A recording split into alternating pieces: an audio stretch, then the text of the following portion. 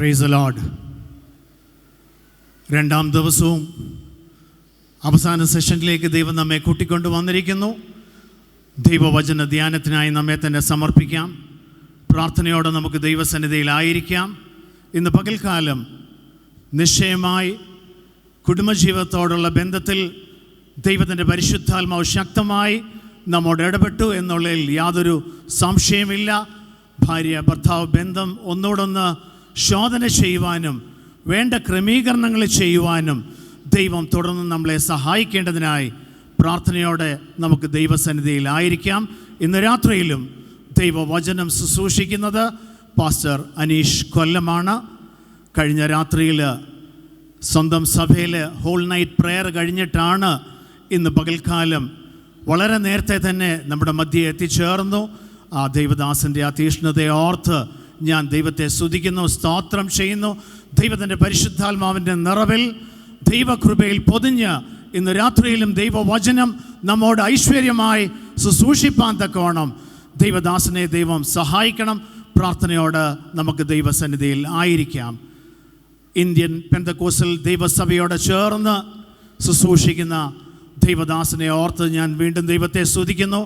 കൊല്ലം മേഖലയിൽ ആസ്ഥാനമാക്കി സഭാ ശുശ്രൂഷയോടൊപ്പം തന്നെ സുവിശേഷ വേലയോടുള്ള ബന്ധത്തിൽ ലോകമെമ്പാടും യാത്ര ചെയ്ത് യേശുവിൻ്റെ നാമത്തെ ഉയർത്തുവാൻ ഈ ദിവസങ്ങളിൽ ദൈവം അതിശക്തമായി ദൈവദാസനെ എടുത്ത് ഉപയോഗിക്കുന്നതോർത്ത് ദൈവത്തെ സ്തുതിക്കാം, സ്തോത്രം ചെയ്യാം. പ്രാർത്ഥനയോടെ നമുക്ക് ദൈവസന്നിധിയിലായിരിക്കാം. ഇന്ന് രാത്രിയിലും ദൈവത്തിൻ്റെ വചനം ശക്തമായി നമ്മോട് ഇടപെടുവാൻ, ദൈവശബ്ദം നമ്മുടെ കാതുകളിൽ മുഴങ്ങേണ്ടതിന് പ്രാർത്ഥനയോടെ നമുക്ക് ദൈവസന്നിധിയിലായിരിക്കാം. പാസ്റ്റർ അനീഷ് കൊല്ലം നിങ്ങളുടെ എല്ലാവരുടെയും പേരിലും ദൈവസഭയുടെ പേരിലും ഒരിക്കൽ കൂടി സ്വാഗതം ചെയ്യുന്നു. ഓവർ ടു പാസ്റ്റർ അനീഷ് കൊല്ലം.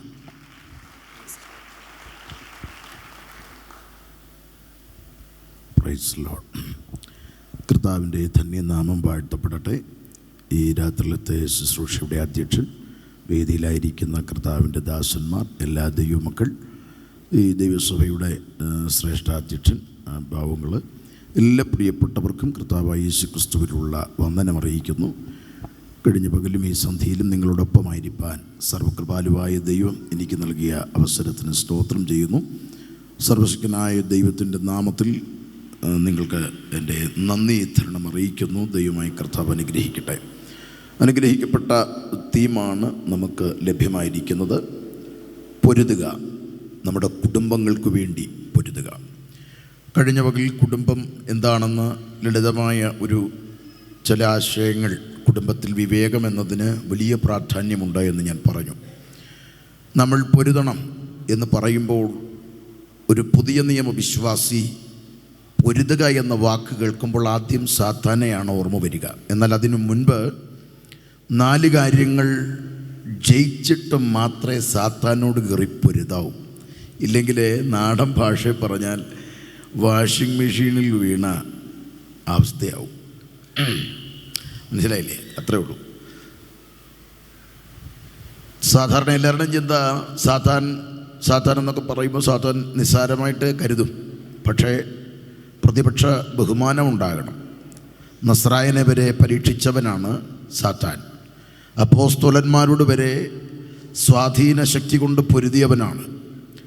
നമുക്ക് മുൻപിൽ നിത്യതയ്ക്ക് വേണ്ടി ഓടിയിറങ്ങി ഒരുപാട് പേരുടെ വിശ്വാസത്തെ തകർത്ത് കളഞ്ഞവനാണ്. ആ സാത്താൻ്റെ പദ്ധതിക്ക് നേരെയുള്ള പോരാട്ടത്തിന് എഴുന്നേൽക്കാൻ ആഹ്വാനം ചെയ്യുമ്പോൾ ഇന്ന് രാത്രിയിൽ നമ്മൾ 4 കാര്യങ്ങളെ പൊരുതി തോൽപ്പിച്ചിട്ട് വേണം സാത്താനോട് പൊരുതാൻ.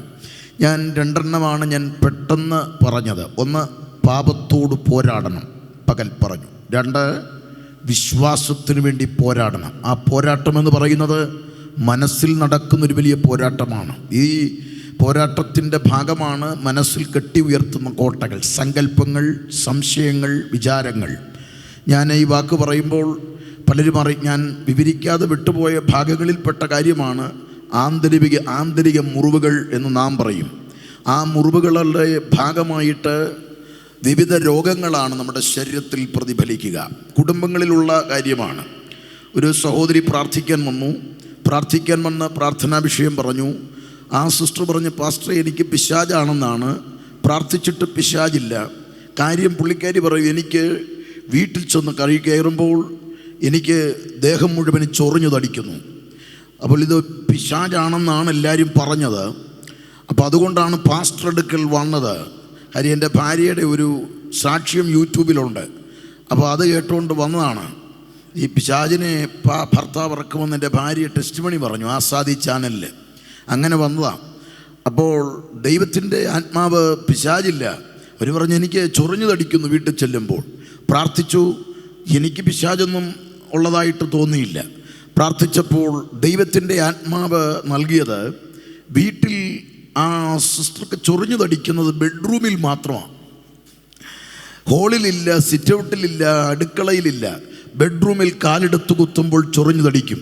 എപ്പോഴാണ് ചൊറിഞ്ഞു തടിക്കുന്നതെന്ന് ചോദിച്ചപ്പോൾ രാവിലെയല്ല, ഉച്ചയ്ക്കല്ല, രാത്രിയിലാണ്.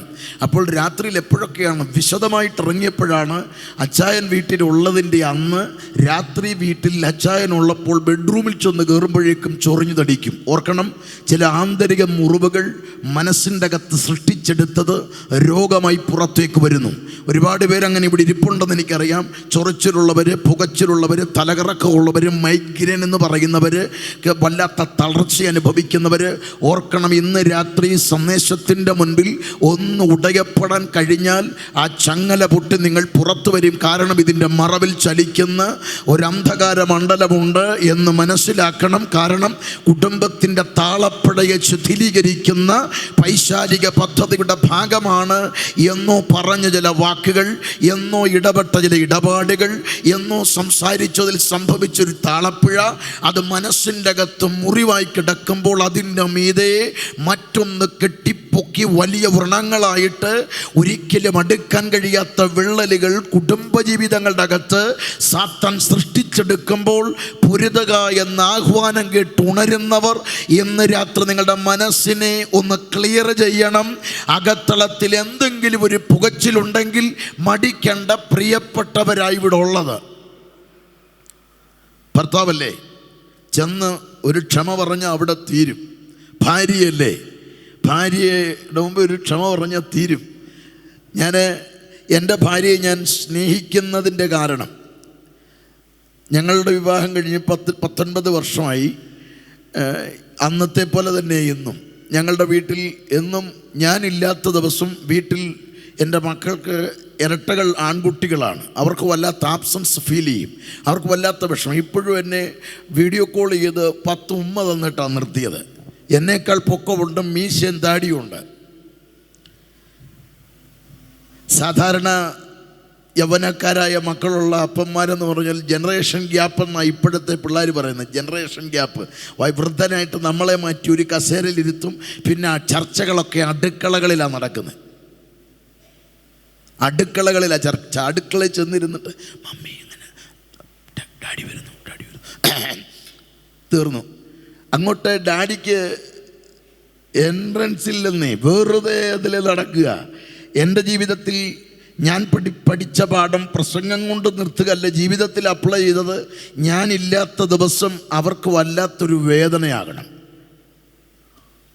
എന്നാൽ എല്ലായിടത്തും അങ്ങനല്ല. അപ്പനില്ലാത്ത ദിവസം പടക്കം പൊട്ടിച്ച് ആഘോഷിക്കുക. അപ്പനില്ലാത്ത ദിവസം അവർക്ക് ഇന്ത്യക്ക് സ്വാതന്ത്ര്യം കിട്ടിയ സ്വാതന്ത്ര്യ സമര സേനാനികളുടെ രീതിയാണ്. ഇന്ന് രാത്രി ഈ ക്യാമ്പ് കഴിയുമ്പോൾ അപ്പന്മാരെടുക്കേണ്ട ഒരു ദൃഢനിശ്ചയം എന്താണെന്നറിയാമോ? എൻ്റെ കുഞ്ഞുങ്ങൾക്ക് ഞാനില്ലാത്തൊരു ദിവസം ചിന്തിക്കാൻ പറ്റരുത്. അത്രത്തോളം അവരിലേക്ക് ഇറങ്ങാൻ കഴിയണം. അതായത് നമുക്കൊരുപാട് ചിന്തകളും ഒരുപാട് ബുദ്ധിമുട്ടൊക്കെ ഉണ്ടെന്നേ. മാതാപിതാക്കൾ അറിയണം, നിങ്ങളുടെ പ്രശ്നങ്ങൾ, നിങ്ങളുടെ പ്രതിസന്ധികൾ, നിങ്ങളുടെ ആകുലം, നിങ്ങളുടെ വ്യാകുലം ഒക്കെ ബെഡ്റൂമിൻ്റെ പുറത്ത് ഇട്ടേക്കണം. അതും കൊണ്ട് ബെഡ്റൂമിലോട്ട് കയറരുത്. ബെഡ്റൂമിൻ്റെ പുറത്തൊരു വലിയ വേസ്റ്റ് ബിൻ വെച്ചിട്ട് ടെൻഷൻ, ആകുലം, കുറ്റപ്പെടുത്തൽ, ഒറ്റപ്പെടുത്തൽ ഇങ്ങനെയുള്ളതെല്ലാം അവിടെ കളഞ്ഞേക്കണം. ഇനി അടുത്ത കാര്യം, മക്കളുടെ അടുക്കിലേക്ക് പോകുമ്പോൾ ഈ വക കൊണ്ട് പോകരുത്. നിങ്ങളുടെ പ്രായോഗിക കാര്യങ്ങളൊക്കെ മാറ്റിവെച്ച്, പലരും പറയുന്നത് ഞങ്ങളുടെ കാലത്ത് ഇങ്ങനല്ലായിരുന്നു, ഞങ്ങളുടെ കാലത്ത് ഞങ്ങൾ മോനെ എങ്ങനെ പഠിച്ചതെന്നറിയാമോ, ഇങ്ങനെയൊന്നുമല്ല, ഞാൻ ഇവിടെ നിന്നപ്പോൾ നടന്ന് 10 കിലോമീറ്റർ നടന്ന് കല്ലും മുള്ളും ഒക്കെ ചവിട്ടി. അപ്പോൾ ഒരു ഫലിതബന്ധുക്കൾ ഞാൻ വായിച്ചപ്പോൾ എനിക്കൊന്നും ക്രിസ്തുസ് തിരുമേനിയുടെയാണെന്ന് തോന്നുന്നു, അദ്ദേഹം എഴുതിയിരിക്കുന്നത് ഇങ്ങനെ കല്ലും മുള്ളും ചവിട്ടി പോയെന്ന് പറഞ്ഞപ്പം കേട്ടിരുന്ന മോൻ ചോദിക്കൂ, അപ്പോൾ ഡാഡി പഠിച്ചത് ശബരിമലയിലായിരുന്നു എന്ന്. ഈ കല്ലും മുള്ളുമാണല്ലോ. അപ്പോൾ അവൻ ചോദിച്ചത് ശബരിമലയിലാണോ എന്ന് പറഞ്ഞ പോലെ നമ്മൾ ഈ പഴങ്കഥകളൊക്കെ പറഞ്ഞ് അവരെ ബോറടിപ്പിക്കരുത്.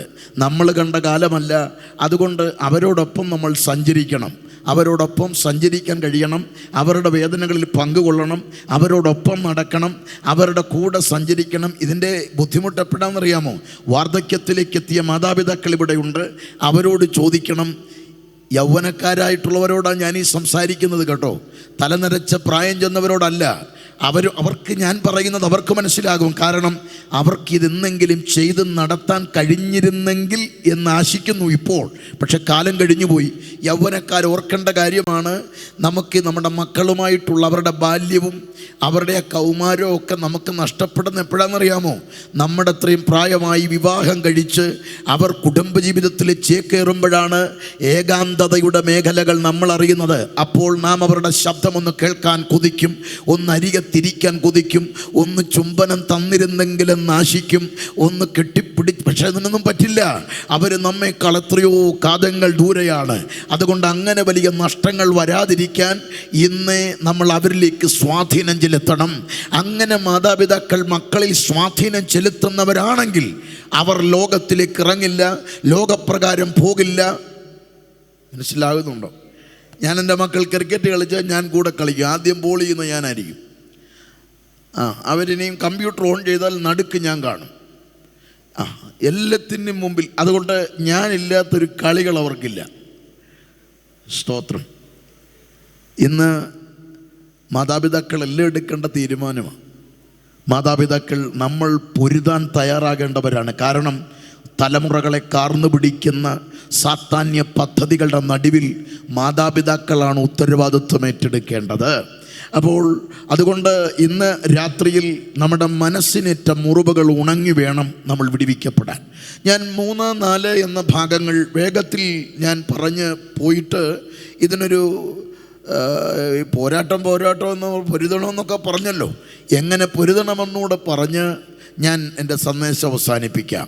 അപ്പോൾ ശ്രദ്ധിച്ചോളൂ, എങ്ങനെ പൊരുതുക എന്നതിനേക്കാളുപരി പൊരുതേണ്ട 3-ാം ഭാഗം വേദപുസ്തകത്തിൽ വായിക്കുന്ന വാക്യമാണ്.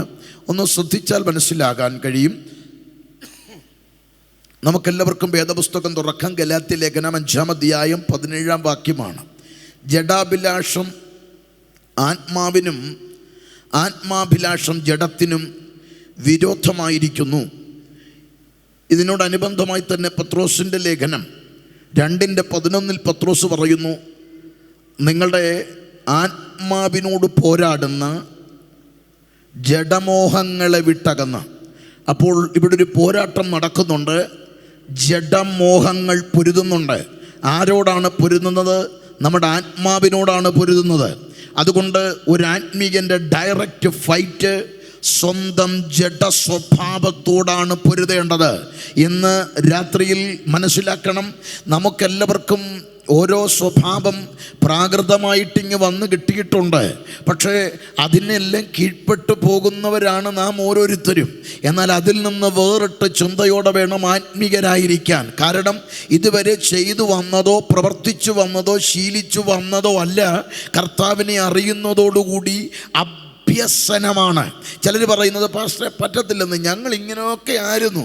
അങ്ങനെയൊക്കെ ആയിരുന്നു എന്നുള്ളത് അത് ശരി തന്നെയാണ്. പക്ഷേ ഇനി അങ്ങനെ പറ്റത്തില്ല. കാര്യം എന്താണെന്നറിയാമോ? നിങ്ങളെ വിലയ്ക്ക് വാങ്ങി. ഇനി നിങ്ങൾ താന്താങ്ങൾക്കുള്ളവരല്ല, നിങ്ങൾ കർത്താവിൻ്റെ വകയാണ്. നിങ്ങളുടെ ജീവിതമോ നിങ്ങളുടെ ശീലങ്ങളോ നിങ്ങളുടെ ശൈലികളോ നിങ്ങളുടെ ചുറ്റുപാടുകളോ സ്വാധീനിക്കുന്ന സ്വാധീനമായ ഇടപെടലുകളൊന്നും ഇനി പാടില്ല. നിങ്ങളെ വാഴേണ്ടത് ആത്മീയമായൊരു ഇടപെടലുകളാണ്. അതുകൊണ്ടാണ് ഇവിടെ പറയുന്നത് ജഡസ്വഭാവത്തോട് നമുക്ക് പോരാട്ടമുണ്ട്. അത് റോമാലേഖനത്തിൽ പൗലോസ് പറയുമ്പോൾ എൻ്റെ ബുദ്ധിയുടെ പ്രമാണത്തോട് പോരാടുന്ന വേറൊരു പ്രമാണം എൻ്റെ അവയവങ്ങളിലുണ്ട്. അതെൻ്റെ അവയവങ്ങളിലുള്ള പാപപ്രമാണത്തിന് എന്നെ ബദ്ധനാക്കി കളയുന്നു. അതുകൊണ്ട് തന്നെ ഒരാത്മീകൻ്റെ അടിസ്ഥാന ശിലയായ അവൻ്റെ അടിത്തറകളെ ഇളക്കിക്കളയാൻ കഴിയുന്ന ഏറ്റവും വലിയ സ്വാധീനമാണ് ജഡസ്വഭാവം. അതുകൊണ്ട് തന്നെ ജഡസ്വഭാവത്തിൽ വിജയം വരിക്കാൻ കഴിയണം. ജഡസ്വഭാവത്തിൻ്റെ പ്രാകൃത മേഖലകളെ ഓരോ ആത്മികനും ജയിച്ചിരിക്കണം. അതുകൊണ്ടാണ് പൗലോസ് പറയുന്നൊരു പദമുണ്ട്, ഞാൻ തന്നെ പ്രസംഗിച്ച ശേഷം കൊള്ളരുതാത്തവനായി പോകാതിരിക്കേണ്ടതിന് ഞാൻ എൻ്റെ ജഡത്തെ ദണ്ഡിപ്പിച്ചടിമയാക്കി.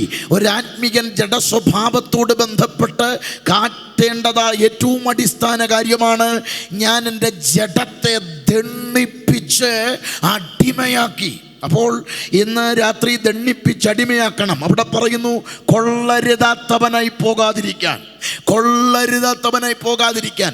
ഇതിൻ്റെ മറ്റൊരു പദമാണ് എബ്രായ ലേഖനം 2-ാം അധ്യായത്തിൽ കർത്താവിനെ കുറിച്ച് പറയുന്നത്, സകലത്തിനും ലാക്കും സകലത്തിനും കാരണഭൂതനുമായവൻ അനേകം പുത്രന്മാരെ തേജസ്സിലേക്ക് നടത്തുമ്പോൾ നമ്മുടെ രക്ഷാനായകനെ കഷ്ടാനുഭവങ്ങളാൽ തികഞ്ഞവനാക്കുന്നത് യുക്തമായിരുന്നു. അപ്പോൾ തികഞ്ഞവനാക്കുക, അതിൻ്റെ അതേ രീതിയിൽ ഉപയോഗിക്കപ്പെടുന്നൊരു പദമാണ് പൗലോസ് പറയുന്നു, ഞാൻ കൊള്ളരുതാത്തവനായി പോകാതിരിക്കാൻ. കൊള്ളരുതാത്തവനായി പോകാതിരിക്കാൻ അവിടെ ഉപയോഗിക്കപ്പെടുന്ന യവനായ പദത്തിൻ്റെ അർത്ഥവ്യാപ്തി എന്ന് പറഞ്ഞു കഴിഞ്ഞാൽ, ഈ കൊള്ളരുതാത്തവനായി പോകാതിരിക്കുക. കൊല്ലക്കുടിയിൽ ചെന്നിട്ടുള്ളവർക്കറിയാം, കൊല്ലക്കുടിയിൽ പഴിപ്പിച്ച ഇരുമ്പിനെ വലിയൊരു ഇരുമ്പ് പീഠത്തിലേക്ക് വെച്ച് കൂടത്തിനാഞ്ഞടിക്കും. കൊല്ലനാഞ്ഞടിക്കുമ്പോൾ പഴുത്ത ഇരുമ്പിൽ നിന്ന് ചില ഭാഗം ഇളകി അടർന്ന് തെറിക്കുമ്പോൾ തീപ്പൊരി തെറിക്കുന്ന പോലെ തെറിക്കുക. ഞാൻ അടിക്കുകയാണ്. അടിക്കുന്ന ഉടനെ നമുക്ക് തോന്നും, എന്തിനാ ഇദ്ദേഹം അടിക്കുന്നത്? അടിക്കുന്ന അടിയുടെ പിന്നിൽ ഉദ്ദേശങ്ങൾ രണ്ടാണ്. ഒന്ന്, ഇതിൽ വെളിപ്പെടേണ്ട ഒരു ഡിസൈൻ തൻ്റെ അകത്തുണ്ട്, അതിലേക്ക് ഇതിനെ കൊണ്ടുവരാനുള്ള ശ്രമമാണ്. അപ്പോൾ തന്നെ ഇതിൻ്റെ മറ്റൊരു വശമുണ്ട്, ഇങ്ങനെ അടിക്കുമ്പോൾ ചിലത് അടർന്നു മാറുകയാണ്. ഈ അടർന്നു മാറുന്നത് ഒരിക്കലും ഉപയോഗിക്കാൻ പറ്റാത്ത ഉപയോഗശൂന്യമായ ചില ഇരുമ്പ് ഭാഗങ്ങൾ ഇതിനോട് ചേർന്ന് തന്നെ ഉണ്ട്. അതുകൊണ്ട് തന്നെ ഇതിൻ്റെ അടിസ്ഥാന ഘടനയിലിരുന്നാൽ ഒരു നല്ല ആയുധമാകാത്തത് കൊണ്ട് പഴിപ്പിച്ച് കൂടത്തിനടിക്കുമ്പോൾ അടർന്നടർന്ന് മാറുന്ന ഭാഗം, അതാണ് പൗലോസ് ഇവിടെ പറയുന്നു, കാസ്റ്റവേ, ആമേൻ, ഉപയോഗശൂന്യമായി ഇതുപോലെ എന്നെ പുറത്ത് കളയാതിരിക്കാൻ വേണ്ടി ഞാൻ എൻ്റെ ശരീരത്തെ ദണ്ഡിപ്പിച്ചടിമയാക്കുന്നു. അങ്ങനെയാണെങ്കിൽ ഇന്ന് രാത്രി അറിയണം, ഓരോ ആത്മീയരും ഈ പോർക്കളത്തിൽ നിൽക്കുമ്പോൾ ജഡമടിമയായിരിക്കണം. നിങ്ങളുടെ ചിന്തകൾ, വിചാരങ്ങൾ മാത്രമല്ല, നിങ്ങളുടെ ജഡ സ്വഭാവം ഒരാത്മീയന് അടിമയാണെങ്കിൽ മാത്രമേ ഈ ഫൈറ്റിൽ ജയമുണ്ടാകുകയുള്ളൂ. ജഡ സ്വഭാവത്തിൽ വീണുപോയവർ സാത്താനോട് പൊരുതി തോറ്റിട്ട് നമ്മുടെ മുൻപിൽ അവിടെ രക്തം മാർന്ന് മുറിപ്പെട്ട് കിടക്കുമ്പോൾ ജയകരമായി ഇന്ന് രാത്രി ഉണരണമെന്ന് ആശയുണ്ടെങ്കിൽ, ഇന്ന് രാത്രി മീറ്റിംഗ് തീരുന്നതിനുള്ളിൽ ആ പരിശുദ്ധാത്മാവുമായി ഒരു വ്യക്തിപരമായ ഒരു എൻകൗണ്ടർ നിങ്ങളുടെ ലൈഫിൽ ഉണ്ടാകണം. അതായത് ഞാൻ ഒന്നുകൂടെ ലളിതമായി പറഞ്ഞാൽ എങ്ങനെയാണെന്നല്ലേ, അതായത് ഈ യെശയ്യാ പ്രവാചകൻ ഇന്നലെ വരെയുള്ള ദൂത്, ഇന്നലെ വരെയുള്ള പ്രവചനം, യെശയ്യാ പ്രവചനം 6-ാം അധ്യായത്തിലെ സംഭവമാണ് ഞാൻ പറയുന്നത്. 6-ാം അധ്യായം യെശയ്യാ പ്രവാചകൻ്റെ ജീവിതത്തിൽ ഒരു എൻകൗണ്ടർ നടക്കുകയാണ്. യെശയ്യാ പ്രവാചകൻ അവിടെ അതുവരെ പ്രവചിച്ച ആളാണ്, അതുവരെ ദൂത് പറഞ്ഞിട്ടുണ്ട്. യഹോവയുടെ ദിവസമെന്ന മാർമിക രഹസ്യങ്ങളെ പ്രവചിച്ച മനുഷ്യനാണ്. എന്നാൽ 6-ാം അധ്യായത്തിലെ വാക്ക് കണ്ടോ, അയ്യോ ഞാൻ അരിഷ്ട മനുഷ്യൻ, കണ്ടോ, അയ്യോ ഞാൻ അരിഷ്ട മനുഷ്യൻ, ശുദ്ധിയില്ലാത്ത അധരങ്ങളുള്ള ജനത്തിൻ്റെ നടുവിൽ ഞാൻ വസിക്കുന്നു എന്ന് പറഞ്ഞ് അലറിക്കരയുന്ന യെശയ്യാ പ്രവാചകൻ ആ കാഴ്ചയിലേക്ക് തന്നെ മാറ്റിയതെന്താണ്? അവിടെ കർത്താവ് ഉയർന്നും പൊങ്ങിയുമുള്ള സിംഹാസനത്തിൽ ഇരിക്കുന്നത് താൻ കണ്ടു.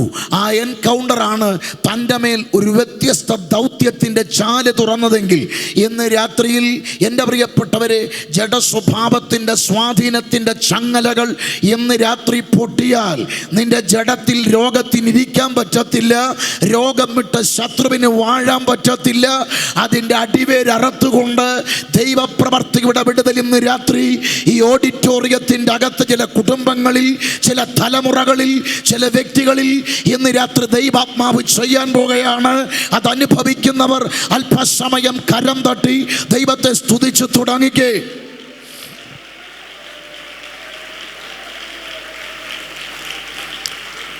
ജഡസ്വഭാവത്തിൻ്റെ ചങ്ങലകൾ അഴിഞ്ഞു മാറട്ടെ.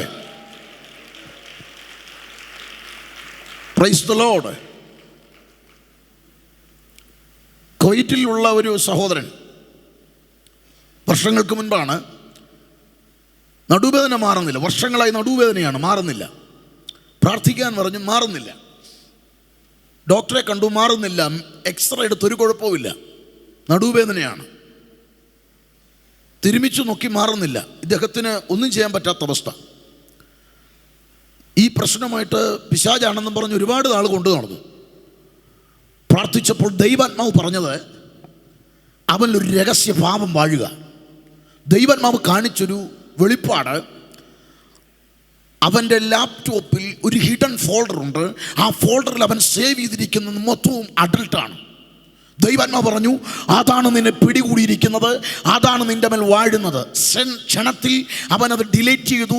നെടുമ്പാട് വീണു, ഏറ്റു പറഞ്ഞു, കരഞ്ഞു. അവൻ്റെ നടുവേദന കർത്താവ് എടുത്ത് കളഞ്ഞു. മനസ്സിലാകുന്നുണ്ട്, ചില ജഡസ്വഭാവങ്ങളുടെ മറവിൽ ചലിക്കുന്ന ചില കെണികളുണ്ട്. ഇന്ന് രാത്രി പരിശുദ്ധാത്മാവ് വ്യക്തികളെ വിവേചിച്ചിടപെടുകയാണ്. ഇന്ന് രാത്രി ഇനിയൊരു സന്ദേശം കിട്ടണമെന്നില്ല. ഇന്ന് രാത്രി ജഡസ്വഭാവത്തെ ജയിക്ക്. നീ തോൽക്കുകയില്ല, നീ ജയിക്കും. നിന്റെ പക്ഷത്ത് ദൈവമുണ്ടെന്ന് ഇന്ന് രാത്രി നീ അതിനെ പരാജയപ്പെടുത്തത്തക്കവണ്ണം ഇന്ന് രാത്രി കൃപയേറ്റെടുക്ക. സ്തോത്രം. നാലാമത്തെ ഫൈറ്റ് റോമാലേഖനമാണ്. 12-ാം അധ്യായത്തിൻ്റെ 2-ാം വാക്യമോ 12-ന്റെ 1 നമുക്കറിയാം. സഹോദരന്മാരെ, ഞാൻ നിങ്ങളെ ദൈവത്തിൻ്റെ മനസ്സലിവ് ഓർപ്പിച്ച് പ്രബോധിപ്പിക്കും. നിങ്ങൾ ബുദ്ധിയുള്ള ആരാധനയായി നിങ്ങൾക്ക് നിങ്ങളുടെ ശരീരങ്ങളെ ജീവനും വിശുദ്ധിയും ദൈവത്തിന് പ്രസാദവുമുള്ള യാഗമായി സമർപ്പിപ്പീൻ. അടുത്ത പദമാണ്, ഈ ലോകത്തിന് അനുരൂപമാകാതെ നന്മയും പൂർണ്ണതയും പ്രസാദവുമുള്ള ദൈവഹിതം ഇന്നതെന്ന് തിരിച്ചറിയേണ്ടതിന് മനസ്സ് പുതുക്കി രൂപാന്തരപ്പെടുവീൻ. 4-ാമത് ഫൈറ്റ് ചെയ്യേണ്ടത്, ലോകത്തോട് നമുക്ക് പോരാട്ടമുണ്ട്. ലോകത്തോട് പോരാട്ടമുണ്ട്. കർത്താവ് പറഞ്ഞു, യോഹന്നാൻ 7:7 ലോകത്തിൻ്റെ പ്രവൃത്തി ദോഷമുള്ളതെന്ന് ഞാൻ പറഞ്ഞു, അതുകൊണ്ട് ലോകം എന്നെ പകച്ചു. കർത്താവ് പറയുകയാണ്, എന്നെ ലോകം പകച്ചു. കർത്താവ് വീണ്ടും പറയുന്നു, ഞാൻ നിങ്ങളെ ലോകത്തിൽ നിന്നെടുത്തു ലോകക്കാരാകാതിരിക്കേണ്ടതിന്. ഞാൻ നിങ്ങളെ ലോകത്തിൽ നിന്നെടുത്തു. എൻ്റെ പിതാവെന്നെ ലോകത്തിലേക്ക് അയച്ചതുപോലെ ഞാനും നിങ്ങളെ ലോകത്തിലേക്ക് അയച്ചു. എൻ്റെ പിതാവെന്നെ ലോകത്തിലേക്ക് അയച്ചതുപോലെ ഞാനും നിങ്ങളെ ലോകത്തിലേക്ക് അയച്ചു. എൻ്റെ പിതാവെന്നെ ലോകത്തിലേക്ക് അയച്ചപ്പോൾ എനിക്ക് കിട്ടിയത് ക്രൂശാണ്, എനിക്ക് കിട്ടിയത് കന്നത്തടിയാണ്, എനിക്ക് കിട്ടിയത് അപമാനമാണ്, എനിക്ക് കിട്ടിയത് അപവാദമാണ്. അതുകൊണ്ട് തന്നെ ഞാൻ നിങ്ങളെ ലോകത്തിലേക്ക് അയക്കുകയാണ്. നിങ്ങൾക്കും കിട്ടുകയാണെങ്കിൽ ഇതൊക്കെ കിട്ടത്തുള്ളൂ. ലോകത്തിൽ നിങ്ങൾക്ക് ഇതൊക്കെ കിട്ടുള്ളൂ, ഇതിലും വലുതൊന്നും പ്രതീക്ഷിക്കണ്ട. അതുകൊണ്ട് തന്നെ ലോകം നമുക്കുള്ളതല്ല. ഇവിടെയാണ് നാം മനസ്സിലാക്കേണ്ടത്. യോഹന്നാൻ 1-ാം ലേഖനം 2-ാം അധ്യായത്തിൻ്റെ 15, 16, 17 വാക്യത്തിൽ കർത്താവിൻ്റെ ദാസൻ പറയുകയാണ്, ലോകത്തെയും ലോകത്തിലുള്ളതിനെയും സ്നേഹിക്കരുത്. ഒരുവൻ ലോകത്തെ സ്നേഹിക്കുന്നു എങ്കിൽ അവനിൽ പിതാവിൻ്റെ സ്നേഹമില്ല. അടുത്തത് ജഡമോഹം, കൺമോഹം, ജീവനത്തിൻ്റെ പ്രതാപം ഇങ്ങനെ ലോകത്തിലുള്ളതെല്ലാം പിതാവിൽ നിന്നല്ല, ലോകത്തിൽ നിന്നത്രേ ആകുന്നത്. ലോകവും അതിൻ്റെ മോഹവും ഒഴിഞ്ഞു പോകും, ദൈവേഷ്ടം ചെയ്യുന്നവനോ എന്നേക്കും ജീവിച്ചിരിക്കുന്നു. അപ്പോൾ ഒരു കാര്യം ഓർത്തോണം, ഓരോ ദൈവമക്കളും ലോകക്കാരാകരുത് എന്ന് പറയുമ്പോൾ ഇവിടെയാണ് നാം മനസ്സിലാക്കേണ്ടത്. നാടോടുമ്പോൾ നടുവേ ഓടുന്നവനല്ല ആത്മീയൻ. അങ്ങനെ ഓടാൻ നമുക്ക് പ്രമാണമില്ല. ലോകം പോകുന്നത് പോലെ പോകാനുള്ളവരല്ല നാം ഓരോരുത്തരും. കർത്താവ് കാണിച്ച മാതൃക പ്രകാരം കർത്താവ് ജീവിച്ചതുപോലെ ഈ ലോകത്തിൽ ജീവിക്കാൻ ദൈവത്താൽ വിളിക്കപ്പെട്ടവരാണ് ഞാനും നിങ്ങളും. എൻ്റെ പ്രിയപ്പെട്ടവരെ, അതുകൊണ്ട് തന്നെ നമ്മൾ ഇവിടെ ഇസ്രായേൽ മക്കൾ കടന്ന് കനാൻ നാടിലേക്ക് പോയതുപോലെ മരുഭൂമിയിൽ കൂടുള്ളവരുടെ യാത്ര കണ്ടില്ലേ? അവർക്ക് മന്ന കിട്ടി, ശരിയാണ്. കാടയിറച്ചി കിട്ടി, ശരിയാണ്. തീക്കൽപ്പാറയിൽ നിന്ന് വെള്ളം കിട്ടി, ശരിയാണ്. എലീം കണ്ടു, രഫീദീം കണ്ടു, ശരിയാണ്. അവരിതൊക്കെ കണ്ടു. പഴകാത്ത വസ്ത്രം കിട്ടി, തേയാത്ത ചെരുപ്പ് കിട്ടി, അഗ്നിസ്തംഭം കണ്ടു, മേഘസ്തംഭം കണ്ടു. ഇതൊക്കെ കാണുകയും അനുഭവിക്കുകയൊക്കെ ചെയ്യുമ്പോഴും അവർക്കൊരു ഉറപ്പുണ്ട്, ഇത് മരുഭൂമിയിലാണ് ഇതെല്ലാം തരുന്നത്. അതുകൊണ്ട് തന്നെ ഞങ്ങളുടെ ലക്ഷ്യം ഇതല്ല, ഞങ്ങളുടെ ലക്ഷ്യം കനാൻ നാടാണ്. ഇവിടെ നാം അറിയണം, കർത്താവ് നമ്മെ ഇവിടെ ആക്കി വെച്ചിരിക്കുമ്പോൾ വീട് കിട്ടി, ജോലി കിട്ടി, കാറ് കിട്ടി, ബംഗ്ലാവ് കിട്ടി, നല്ല വാഹനങ്ങൾ കിട്ടി, സുഖ സൗകര്യങ്ങളായി, വൈദേശിക നന്മകളായി, ഇതൊക്കെ ലഭിച്ചെങ്കിലും നമ്മൾ ഒന്നോർത്തോണം, നമുക്ക് മുൻപ് നിത്യത പുൽകിയ ഒരു കൂട്ടം വിശുദ്ധന്മാരുണ്ട്. അവരുടെ അകത്ത് കത്തിക്കേറിയത് ഭൗതികതയുടെ സുഖലോലുപതകളല്ല, അവരിറങ്ങിയത് നിത്യത കണ്ടാണ്. അതുകൊണ്ട് ഇന്ന് രാത്രി ഈ ക്യാമ്പ് കഴിയുമ്പോൾ അടുത്ത ദിവസങ്ങളിൽ അകത്ത് നിറയേണ്ടത് എന്താണെന്നല്ലേ? ഞാൻ ഈ ലോകത്തിലാ ജീവിക്കുന്നത്, പക്ഷെ ഞാൻ ലോകക്കാരനല്ല. ഞാൻ ഈ ലോകത്തിലാ ജീവിക്കുന്നത്, ഞാൻ ലൗകികനല്ല. ഞാൻ ഈ ലോകത്തിലാ ജീവിക്കുന്നത്, എൻ്റെ ലക്ഷ്യം ഈ നശ്വരമായതല്ല. ഈ ലോകത്തിൽ മാത്രം പ്രത്യാശ വച്ചിരിക്കുന്നെങ്കിൽ നിങ്ങൾ സകല മനുഷ്യരിലും അരിഷ്ടന്മാരത്രേ. Price the Lord. ഇന്ന് രാത്രി നമ്മളിവിടെ കൂടുമ്പോഴും 72 കോടി രക്തസാക്ഷി മരണം വരിച്ച ഒരു പ്രസ്ഥാനത്തിൻ്റെ ഭാഗമാണ് എന്നത് മറന്നു പോകരുത്. കഴിഞ്ഞ കൊല്ലം 4486 രക്തസാക്ഷികൾ നമ്മോടൊപ്പം ഉണ്ടെന്ന് പറയുമ്പോൾ ഈ കൊല്ലം എത്ര ഉണ്ടാകും? കുറയില്ല, കൂടത്തേ ഉള്ളൂ. അങ്ങനെ ഓരോ വ്യക്തികളും ഇങ്ങനെ പ്രാണൻ കൊടുത്ത് നിത്യത പുൽകിയെങ്കിൽ അവരൊക്കെ കണ്ടത് ഇന്നത്തെ സുഖങ്ങളല്ല, സൗകര്യങ്ങളല്ല, ഇവിടെയുള്ള മോടിയുള്ളതും ആർഭാടപൂർണമായ ജീവിതങ്ങളല്ല. കിട്ടിയെങ്കിൽ സ്തോത്രം പറഞ്ഞോണം, കൂടുതൽ ദൈവത്തെ സേവിച്ചോണം. കിട്ടിയില്ലെന്ന് കരുതി പരിഭവിക്കണ്ട. ഇത് മരുഭൂമിയാണ്. ഇവിടെ ഈ മരുഭൂമിയിൽ പട്ടുപോകാതിരിക്കാൻ നീ ശ്രദ്ധയോടെ വേണം യാത്ര ചെയ്യാൻ. കാരണം ഇതൊരു യാത്ര മാത്രമാണ്. ഇതിൻ്റെ അങ്ങേ തലപ്പിൽ പ്രാണനാഥൻ കാത്തിരിപ്പുണ്ട്. അവിടെയാണ് വിരുത്. നമുക്ക് മുൻപ് പോയ വിശുദ്ധന്മാർ പറയും, ലോകം അവർക്ക് യോഗ്യമായിരുന്നില്ല, അവർ ലോകത്തെ വെറുത്തു.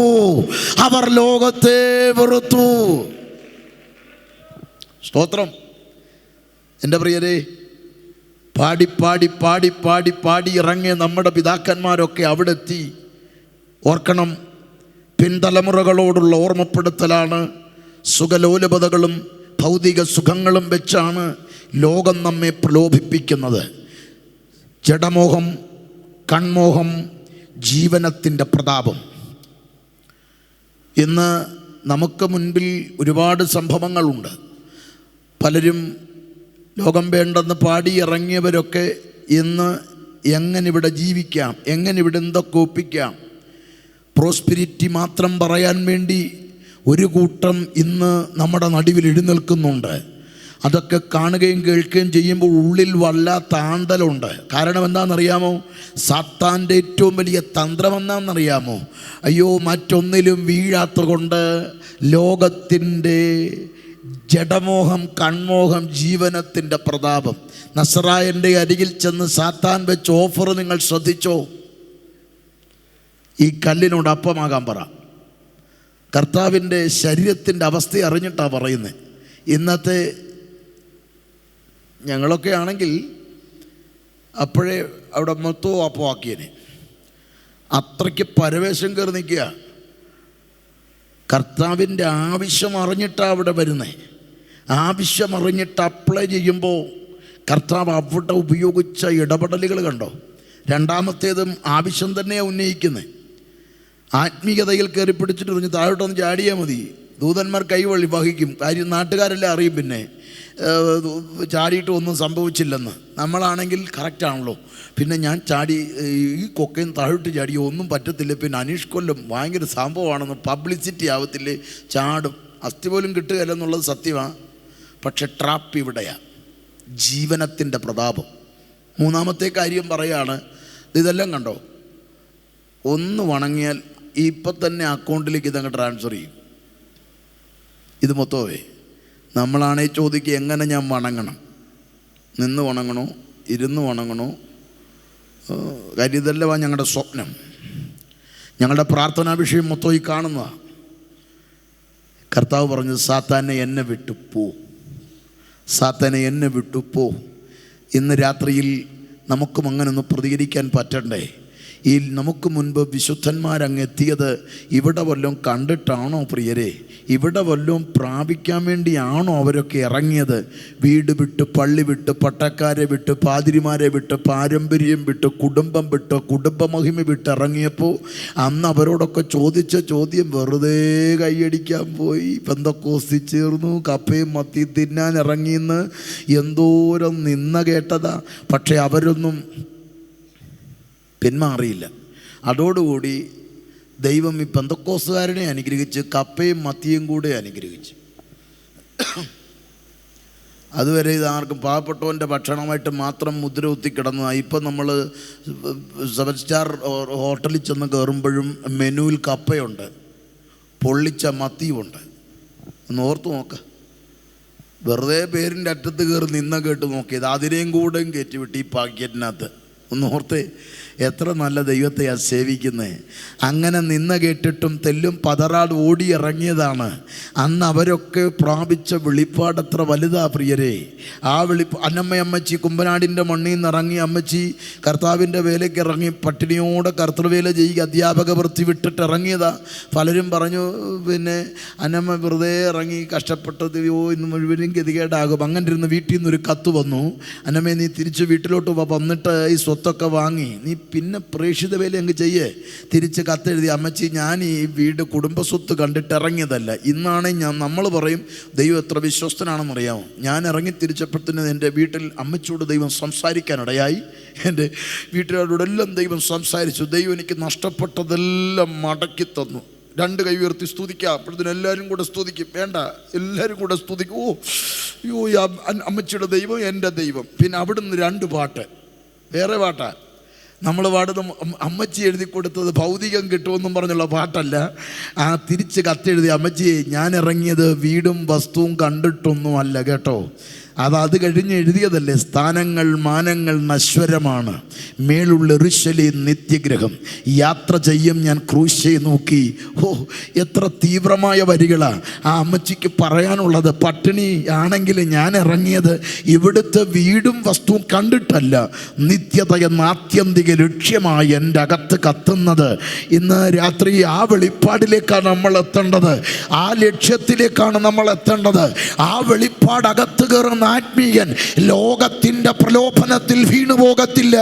ഈ ലോകത്തിൻ്റെ ജീവനത്തിൻ്റെ പ്രതാപത്തിൽ അവൻ തളർന്നു പോകത്തില്ല.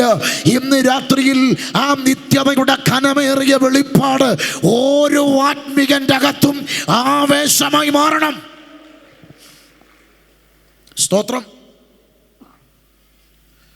അന്ന് എഴുതിയ പാട്ടൊക്കെ ഇപ്പോൾ വിമർശനത്തിനൊക്കെ വിധേയമാക്കുന്നുണ്ട്. എന്ത് ചെയ്യാനൊക്കും, അതൊക്കെ അവിടെ നിൽക്കട്ടെ, അറിവില്ലായ്മകളാണ്.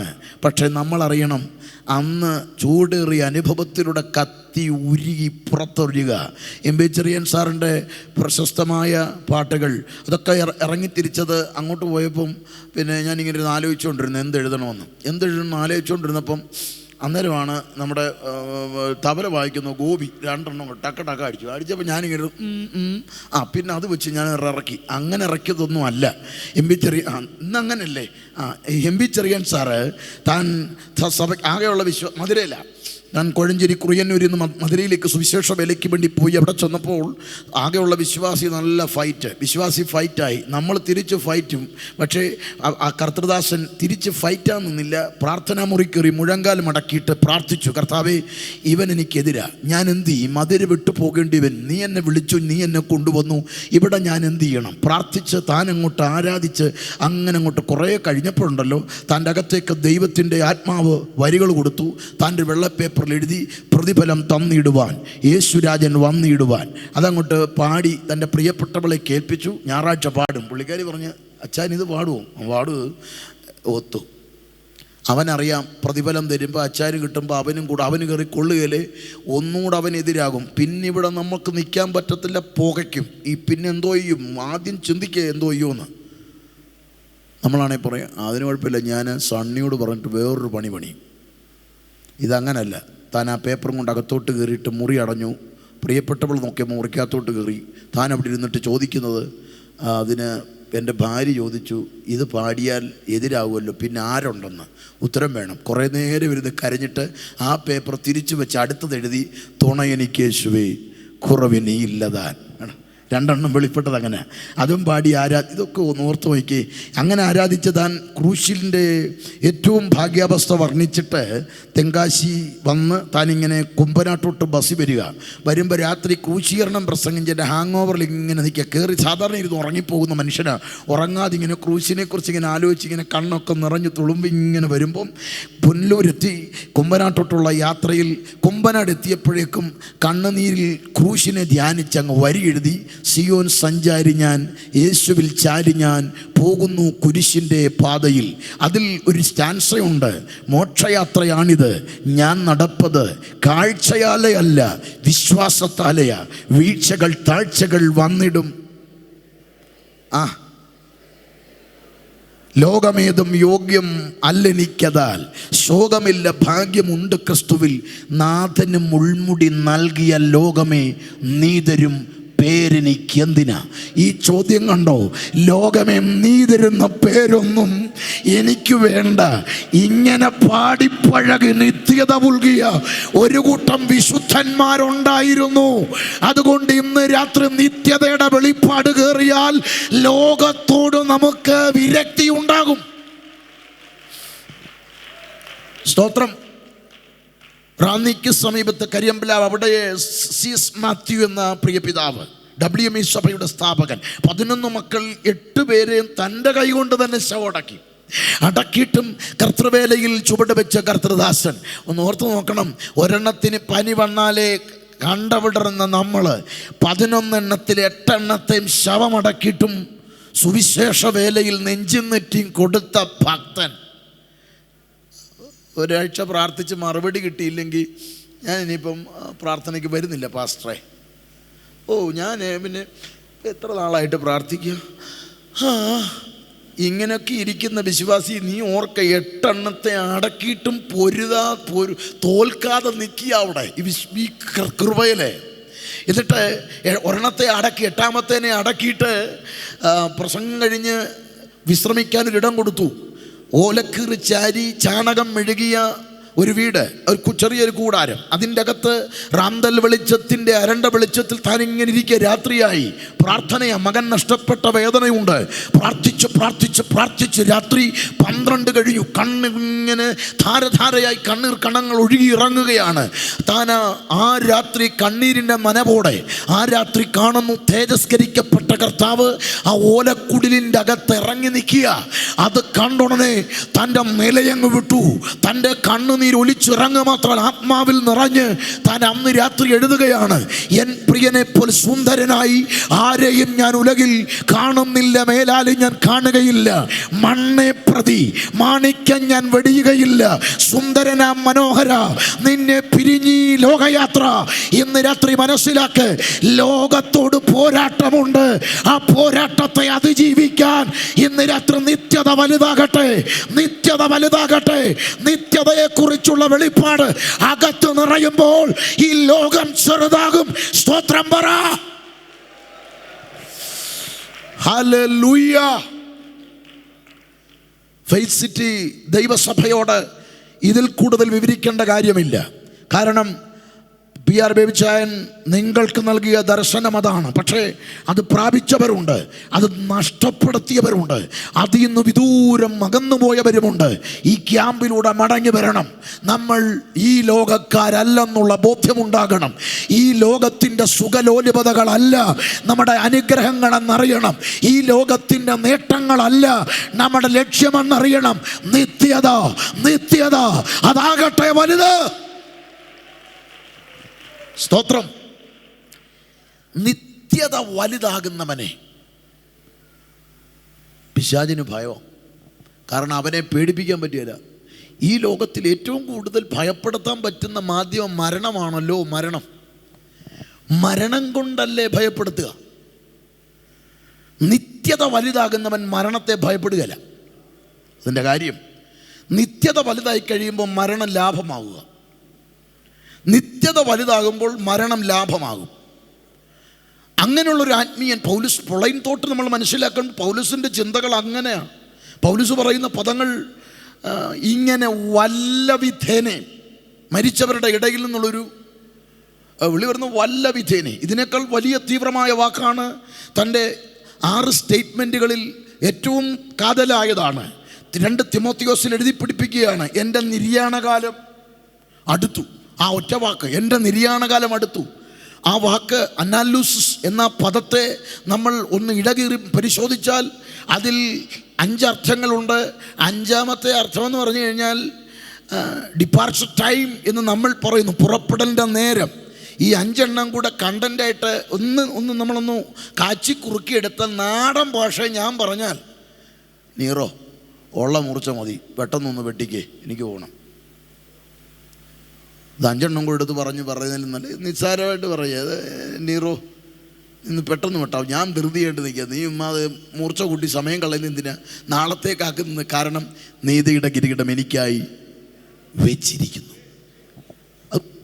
പ്രസൻറ്റ് കണ്ടിന്യൂസ് ടെൻസിൽ പറയുകയാണ്, നീതിയുടെ കിരീടം എനിക്കായി വെച്ചിരിക്കുന്നു. ഞാനത് കണ്ടിട്ടിരിക്കുക. എനിക്കങ്ങോട്ട് പോകണമെങ്കിൽ വിസയും പാസ്പോർട്ടും ഒക്കെ റെഡിയാവണ്ടേ. ഇത് വെട്ടിയിട്ടാൽ എനിക്ക് അങ്ങോട്ട് പോകാൻ പറ്റത്തുള്ളൂ. കാരണം ഏലിയാവിനെ അങ്ങനെ കൊണ്ടുപോയിട്ടുള്ളൂ, ഇപ്പം എന്നെ അങ്ങനെ കൊണ്ടുപോകത്തില്ലേ. നീ ഒന്ന് വെട്ട്, നീ വെറുതെ സമയം കളയുന്നു.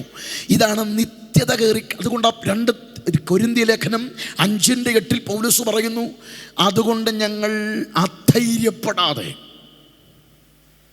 ധൈര്യപ്പെട്ട് ശരീരം വിട്ട് കർത്താവിനോട് കൂടെ വസിക്കാൻ അധികം ഇഷ്ടപ്പെടുന്നു. പൗലോസ് പറയും, എനിക്ക് കൂടുതൽ ഇഷ്ടമല്ലെന്നറിയാമോ? അയ്യോ, എൻ്റെ ശരീരം വിട്ടിട്ട് കർത്താവിൻ്റെ കൂടെ വസിക്കണം. ഈ നിത്യത കയറിയ പിന്നെ അങ്ങനെ. ഈ നിത്യത കയറാത്തവർക്ക് എന്താ പ്രശ്നമെന്നറിയാമോ? ദീർഘായുസ്സ് കൊണ്ട് തൃപ്തി വരുത്തുന്നു, പിന്നെ മക്കളുടെ മക്കളെയും കാണുന്നു, പിന്നെ ആമൻ കർത്താവായ യേശുവേ വരയണമേ, വേഗം എടുത്തു കളയും. വരയണമേ, വേഗം വേണ്ട, വെറുതെ എന്തിനാ വരളും, ഇവിടെ വരണ്ട, ഇതല്ലേ. പക്ഷെ നിത്യത കയറി കഴിയുമ്പോൾ ഉണ്ടല്ലോ, ആമൻ കർത്താവായ യേശുവേ വേഗമാകും. ഈ വെളിപ്പാടിൽ അങ്ങനൊരു ചില ചിന്താഗതിക്കാരുണ്ട്. ഈ വേഗമെന്നില്ലാത്തതുകൊണ്ട് എന്തിനാണ് നിങ്ങൾ ഈ എഴുതിയിരിക്കുക, ആമേൻ കർത്താവായ യേശുവേ വരണമെന്നേ ഉള്ളൂ, വചനത്തോടൊന്നും കൂട്ടരുത്, അതുകൊണ്ട് വേഗമെന്ന് ചേർക്കരുത്. എടാ മണ്ട, വെളിപ്പാട് തുടങ്ങുമ്പോൾ എന്താ പറയുന്നത്? എഴുതുക, വേഗത്തിൽ സംഭവിക്കാനുള്ളത് എഴുതുക, വേഗത്തിൽ സംഭവിക്കാനുള്ളത് എഴുതുക. അന്നേരം പിന്നെ വേഗം തന്നെയല്ലേ ബാക്കിയെല്ലാം. അല്ല, എല്ലായിടത്തും വേഗം എന്ന് പറഞ്ഞ് എങ്ങനെ ഇരുന്നേനെ? എല്ലാത്തിൻ്റെ ഓരോ വാക്യത്തിലും വേഗത എഴുതുക. ഇപ്പം യോഹന്നാൻ പറയും, എഴുതുക, വേഗത്തിൽ സംഭവിക്കാനുള്ളത് വേഗത്തിൽ സംഭവിക്കാനുള്ളതാ. അതിൻ്റെ അവസാനം വരെ പിന്നെ വേഗം വെച്ചിരുന്നെങ്കിൽ എങ്ങനെ ഇരുന്ന്, അതുകൊണ്ട് കർത്താവിന് സ്പേസ് കുറയ്ക്കാൻ വേണ്ടി തമ്പുരാനായിട്ട് അവസാനം വരണമേ എന്ന് പറയുമ്പം വേഗം തന്നെയാണ്. ഒന്ന് ഓർത്ത് നോക്കി, വിദേശത്ത് കിടക്കുന്ന ഭർത്താവ് വിളിച്ച് പറയുക, മോളിക്കുട്ടി ഞാൻ നിന്നെ കൂടെ കൊണ്ടുവരാനായിട്ട് വരാൻ പോവാം, പിന്നെ അച്ഛൻ ഇപ്പോഴേ വരുമൊന്നും വേണ്ട, കാർഗോയിലെ സാധനമൊക്കെ ഇങ്ങോട്ട് അയച്ചാട്ടെ, വെറുതെ നിന്നെ അച്ഛൻ ധൃതി പിടിച്ച് അതോടെ കാർഗോയിൽ നിൽക്കും, പിന്നെ അതോടുകൂടി പട്ടിണി കൊണ്ട് ഇവിടെ മരിക്കും. മറിച്ച് കാത്തിരുന്ന് കണ്ണ് കഴിച്ച പ്രിയപ്പെട്ടവൻ വരുന്നെന്ന് കേൾക്കുമ്പോൾ എൻ്റെ പൊന്നെ നിങ്ങൾ കാർഗോ ചെയ്യുന്നുണ്ട്, നിങ്ങൾ ഇങ്ങോട്ട് പൊന്നു മനുഷ്യ നിങ്ങൾ നേരത്തെ ഒന്ന് വന്നേ. അതാണ് കാന്തയുടെ ദാഹം.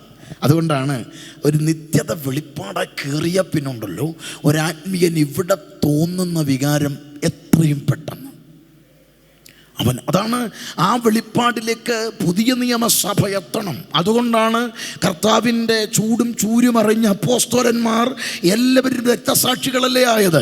യോഹന്നാൻ ഒഴികെയുള്ളവരൊക്കെ രക്തസാക്ഷിത്വ മരണം വരിക്കാൻ കാരണം അടുത്ത തലമുറയും മരണത്തിൻ്റെ മുൻപിൽ തെല്ലും പതറിയിട്ടില്ലല്ലോ. അതിൻ്റെ കാരണം നിത്യത അവരുടെ അകത്തത്ര വലുതായിരുന്നു. നമ്മുടെ മുൻപിൽ പോയ വിശുദ്ധന്മാർക്കും അങ്ങനെ തന്നെയാണ്. പക്ഷെ നമുക്ക് എവിടെയൊക്കെയോ നിത്യത ചെറുതായെങ്കിൽ ഈ ക്യാമ്പ് കഴിയുമ്പോൾ നിത്യത വലുതാകണം. വലുതായാൽ നമുക്കും പറയാൻ പറ്റും, എനിക്ക് ഈ ലോക ജീവിതം മതിയായി, കർത്താവേ നിന്നോടൊപ്പം ഒന്ന് എത്തണം. ഈ വെളിപ്പാട് കയറിയ കോരഹിൻ്റെ മക്കൾ പറഞ്ഞത്, മാൻ നീർത്തോടിലേക്ക് ചെല്ലുവാൻ കാക്ഷിക്കുന്നത് പോലെ എൻ്റെ ആത്മാവ് നിന്നോട് ചേരുവാൻ കാക്ഷിക്കുകയാണ്. ഈ വെളിപ്പാട് കയറിയ ദാവീദ് പറയുന്നു, പ്രാവിനെ പോലെ ചിറകുണ്ടായിരുന്നെങ്കിൽ ഞാൻ പറന്നുപോയി വിശ്രമിക്കുമായിരുന്നു. എങ്ങനെങ്കിൽ ഇന്ന് രാത്രിയിൽ എൻ്റെ പ്രിയപ്പെട്ടവരെ പൗലോസ് പറയുന്ന പോലെ ഞാൻ അധികം ഇഷ്ടപ്പെടുന്നത് ഈ ലോക ജീവിതത്തെക്കാൾ എൻ്റെ കർത്താവിനോട് കൂടുള്ള വാസമാണ്. അങ്ങനിരിക്കുന്ന ആത്മീയൻ്റെ നേരെ മരണഭയമേശുകയില്ല. അവൻ ഈ ലോകത്തിൽ ജീവിക്കുന്നത് കർത്താവ് ജീവിച്ച പോലെ. കരമുയർത്തി കർത്താവിനെ ഒന്ന് സ്തുതിച്ചേ. ഇനി അഞ്ചാമത്തെ ഫൈറ്റിംഗ് ആണ് സാത്താനെതിരെ. എഫേസ്യ ലേഖനത്തിൽ 6-ാം അധ്യായം 10, 11, 12 വാക്യം, ഒടുവിൽ കർത്താവിലും അവൻ്റെ അമിതബലത്തിലും ശക്തിപ്പെടുവീൻ, പിശാചിൻ്റെ തന്ത്രങ്ങളോട് എതിർത്തു നിൽപ്പാൻ കഴിയേണ്ടതിന് ദൈവത്തിൻ്റെ സർവായുധവർഗം ധരിച്ചുകൊള്ളുവീൻ. അപ്പോൾ 4 കാര്യങ്ങളോട് പൊരുതി ജയിച്ചിട്ട് വേണം സാത്താനോട് പൊരുതാൻ. അപ്പോൾ 4 കാര്യങ്ങൾ: 1 പാപത്തോട്, 2 വിശ്വാസത്തിന് വേണ്ടി, 3 ജഡസ്വഭാവത്തോട്, 4 ലോകത്തോട്. ഈ 4 മേഖലകളിൽ ജയിച്ചാൽ 5ാമത് പൊരുതാൻ നിൽക്കേണ്ടത് സാത്താനോടാണ്. സാത്താനോട് പൊരുതേണ്ടത് അവൻ പൊരുതി വരുന്ന മേഖലകൾ. സാത്താൻ ഒരു ആത്മീയൻ്റെ ജീവിതത്തിൽ പൊരുതുന്ന മേഖലകൾ. തിരുവെഴുത്തിൻ്റെ വെളിപ്പാടിൽ നിന്ന് പറഞ്ഞാൽ ഒരാത്മീയൻ്റെ ആരോഗ്യത്തിന് നേരെ കരം നീട്ടും, 2 സമ്പത്തിന് നേരെ കരം നീട്ടും, 3 കുടുംബജീവിതത്തിന് നേരെ കരം നീട്ടും, 4 തലമുറകൾക്ക് നേരെ കരം നീട്ടും. 4 നിലകളിലാണ് സാത്താൻ ഫൈറ്റ് ചെയ്യുക.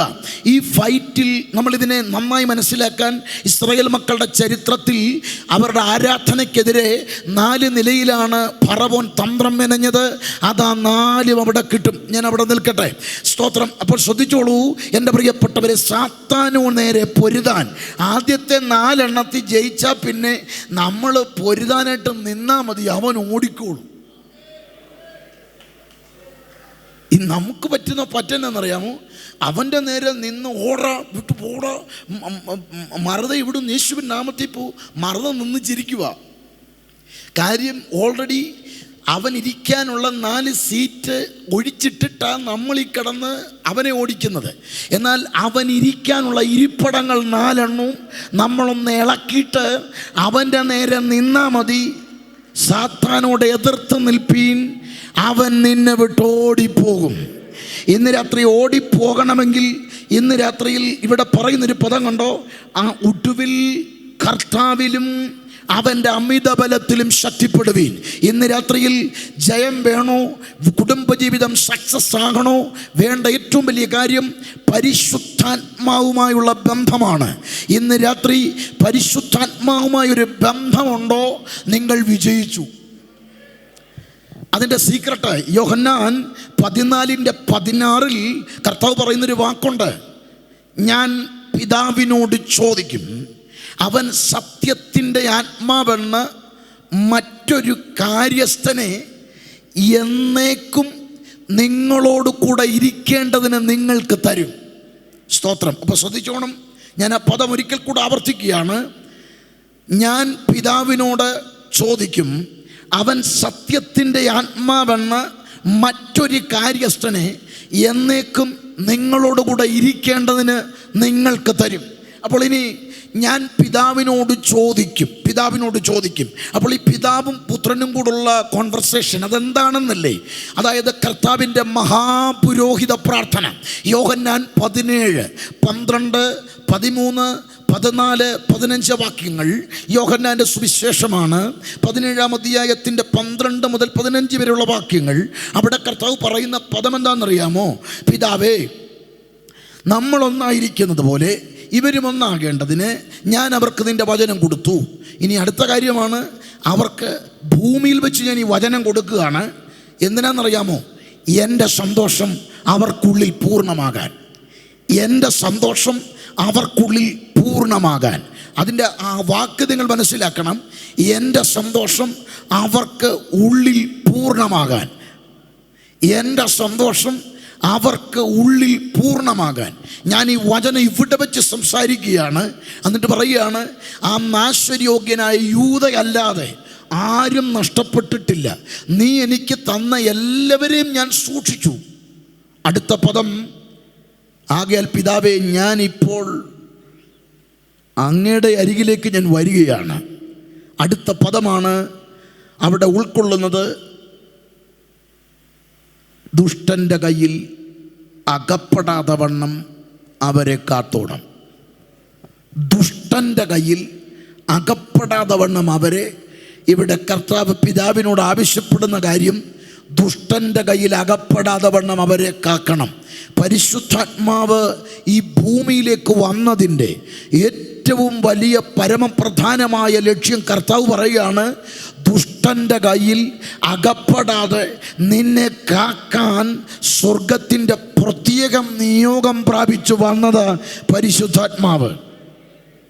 സ്തോത്രം. പരിശുദ്ധാത്മാവെന്ന് പറയുമ്പോൾ ഞാൻ പെട്ടെന്ന് അങ്ങ് പറഞ്ഞു പോവുക പരിശുദ്ധാത്മാവ്. കാരണം ഞാൻ ഏറ്റവും കൂടുതൽ പഠിപ്പിക്കുന്ന ഒരു ടോപ്പിക്കാണ് നിത്യതയും പരിശുദ്ധാത്മാവ് 2-ാം വരി. എനിക്കിത് എങ്ങനെ പോയാലും ഇതിലെത്തും. അതിൻ്റെ ഒരു ബലഹീനതയാണ്. അതങ്ങനെയാണ്. ചിലർക്ക് അങ്ങനെ ഉണ്ടല്ലോ. എനിക്ക് അങ്ങനെ ഉണ്ട്, ഒരു ചെറിയ പ്രശ്നമുണ്ട്. അത് എങ്ങനെ പോയാലും ഇതിൽ വരും. അത് പരിശുദ്ധാത്മാവെന്ന് പറയുമ്പോൾ നമ്മുടെ ഇടയിൽ ഒരു ചെറിയ അപാകതയുണ്ട്.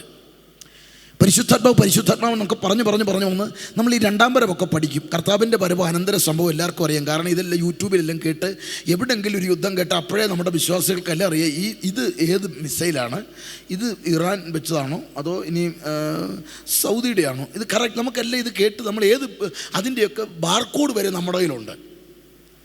എല്ലാത്തിൻ്റെയും നമുക്കിതെല്ലാം പഠിച്ചു വെച്ചിരിക്കാം നമ്മൾ. പരിശുദ്ധാത്മാവിനെക്കുറിച്ച് അതുകൊണ്ട് വലിയ ക്ലാസ് ഒന്നും ഇല്ലാത്തതുകൊണ്ട് ആർക്കും ഒന്നും അറിയത്തുമില്ല. എന്നാൽ അറിയാവുന്ന ധരിച്ചിരിക്കുക മണ്ടത്തരമൊത്തോ. അതിലേറ്റവും വലുതാണ് പരിശുദ്ധാത്മാവിനെക്കുറിച്ച് പ്രവർത്തന നിരതമായ ശക്തി എന്ന് മാത്രമേ പലർക്കും അറിയൂ. അതുകൊണ്ടാണ് നമ്മളൊക്കെ പറയുന്നത് ശക്തി പകരണേ, ശക്തി തരണേ എന്നൊക്കെ പറയുക. പിന്നെ നമ്മളെ ആരാധിപ്പിക്കണമെങ്കിൽ ഏറ്റവും പരമപ്രധാനമായ കാര്യമെന്ന് പറഞ്ഞാൽ തീ ഇറങ്ങട്ടെ എന്ന് പറയണം. അപ്പം നമുക്കറിയാം പരിശുദ്ധാത്മാവാണ്. അപ്പോൾ അതാണ് നമ്മൾ തീ ഇറങ്ങട്ടെ എന്ന് പറഞ്ഞാൽ തീ കത്തട്ടെ എന്നൊക്കെ പറഞ്ഞു കഴിയുമ്പോൾ അപ്പോൾ നമ്മൾ കൈയടിക്കും. കാരണം കത്തട്ടെ എന്ന് പറഞ്ഞല്ലോ. കത്തട്ടെ എന്ന് പറഞ്ഞുകൊണ്ട് പരിശുദ്ധാത്മാവ് തീയാണ് എന്നൊരു ധാരണ. വേറെ ചിലയിടത്ത് എന്ന് കഴിഞ്ഞാൽ പിന്നെ മുട്ടോളമല്ല, നീന്തിയിട്ടല്ലാതെ പിന്നെ വേറെ നദി പൊങ്ങിത്തുടങ്ങി ഇങ്ങനെയൊക്കെ. അപ്പോൾ അതൊക്കെ വരുമ്പോൾ അവർക്കറിയാം നീന്താനുള്ള ടൈമായി എന്ന് പറഞ്ഞാൽ വെള്ളം, പരിശുദ്ധാത്മാവിനെ വെള്ളമായിട്ടൊക്കെ ചിത്രീകരിച്ചിരിക്കുന്നത്. പിന്നെ വേറെ ചിലയിടത്ത് ചെയ്യുന്ന പ്രാവാണ്. അവർക്ക് പ്രാവാണ് പരിശുദ്ധാത്മാവ്. ഇത് ഓഡിറ്റോറിയം ആയതുകൊണ്ട് കുഴപ്പമില്ല. ചില സഭകളിലൊക്കെ ചെന്ന് കഴിയുമ്പം ഫുൾ ബ്ലൂ ആയിരിക്കും പുറകെ, സ്കൈ ബ്ലൂവിൽ എങ്ങനെയാണെങ്കിലും 6-7 പ്രാക്കൾ കാണും. അവിടെ ഒരെണ്ണം, ഇവിടെ ഒരെണ്ണം, നടുക്കൊരെണ്ണം. അല്ല, നമ്മൾ പറയുന്നത് ഞങ്ങൾ ഒന്നിൻ്റെ രൂപം ഉണ്ടാക്കിയാൽ, ഞങ്ങൾക്ക് പ്രതിമയില്ല, ഞങ്ങൾ വിഗ്രഹത്തെ വണങ്ങത്തില്ല, പ്രാവിനെ മാത്രം. എനിക്കിത് സംശയം വന്നു കേട്ടോ. ഈ പുറപ്പാടിൽ 20 പ്രമാണം കൊടുത്തപ്പോൾ പ്രാവിനെ ഒഴിവാക്കിയിട്ട് ബാക്കിയെല്ലാം നിങ്ങൾ ഉണ്ടാക്കരുതെന്ന് പറഞ്ഞു. പ്രാവിനെ മാത്രം എന്ത് ചെയ്യാം? അങ്ങനെ ഉണ്ടോ? അതാ എനിക്കറിയത്തില്ല. ഇനി എൻ്റെ ബൈബിളിലെ ആയിരിക്കും കേട്ടോ.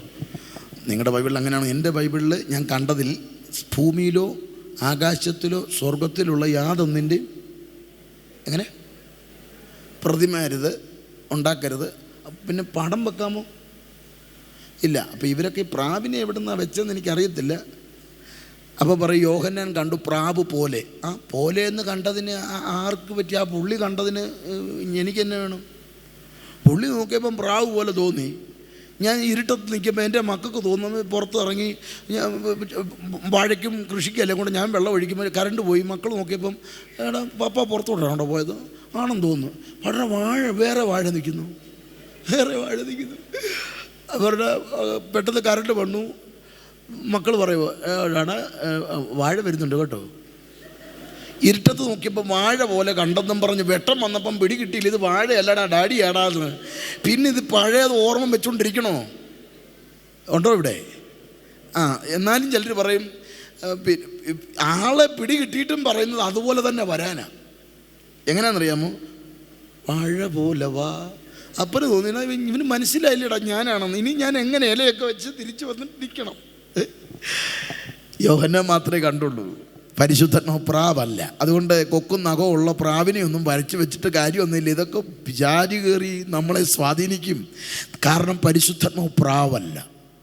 പരിശുദ്ധാത്മാവ് എണ്ണയല്ല, കാറ്റല്ല, തീയല്ല, മഴയല്ല. പിന്നെ ഇതൊക്കെ പറഞ്ഞിരിക്കുന്നതിൻ്റെ യാഥാർത്ഥ്യം ഹീസ് എ പേഴ്സൺ. വ്യക്തിയാണ്.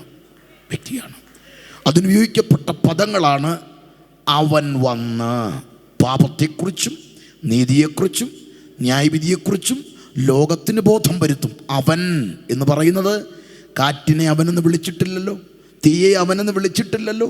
ഇവിടെ കർത്താവ് പറയുന്നു കാര്യസ്ഥൻ എന്ന്. മറ്റൊരു കാര്യസ്ഥൻ. യോഹന്നാൻ 14 ഞാൻ പിതാവിനോട് ചോദിക്കും, അവൻ സത്യത്തിൻ്റെ ആത്മാവെന്ന് മറ്റൊരു കാര്യസ്ഥൻ. അലോസ് പാരാക്ലീറ്റസ്. അലോസ് എന്ന വാക്ക് മറ്റൊരു അനീഷ് പാസ്റ്റർ എന്ന് പറഞ്ഞാൽ എത്ര എണ്ണമുണ്ട്. അയ്യോ, അനീഷ് പാസ്റ്റർ എന്ന് പറഞ്ഞാൽ എത്രയോ സീസണായിപ്പോൾ ഇഷ്ടം പോലുണ്ട്. പിന്നെ ഇത് മാറ്റം പറയുന്നത് എങ്ങനെയാണെന്ന് വെച്ചാൽ തടിച്ചതെന്ന് പറയുമ്പം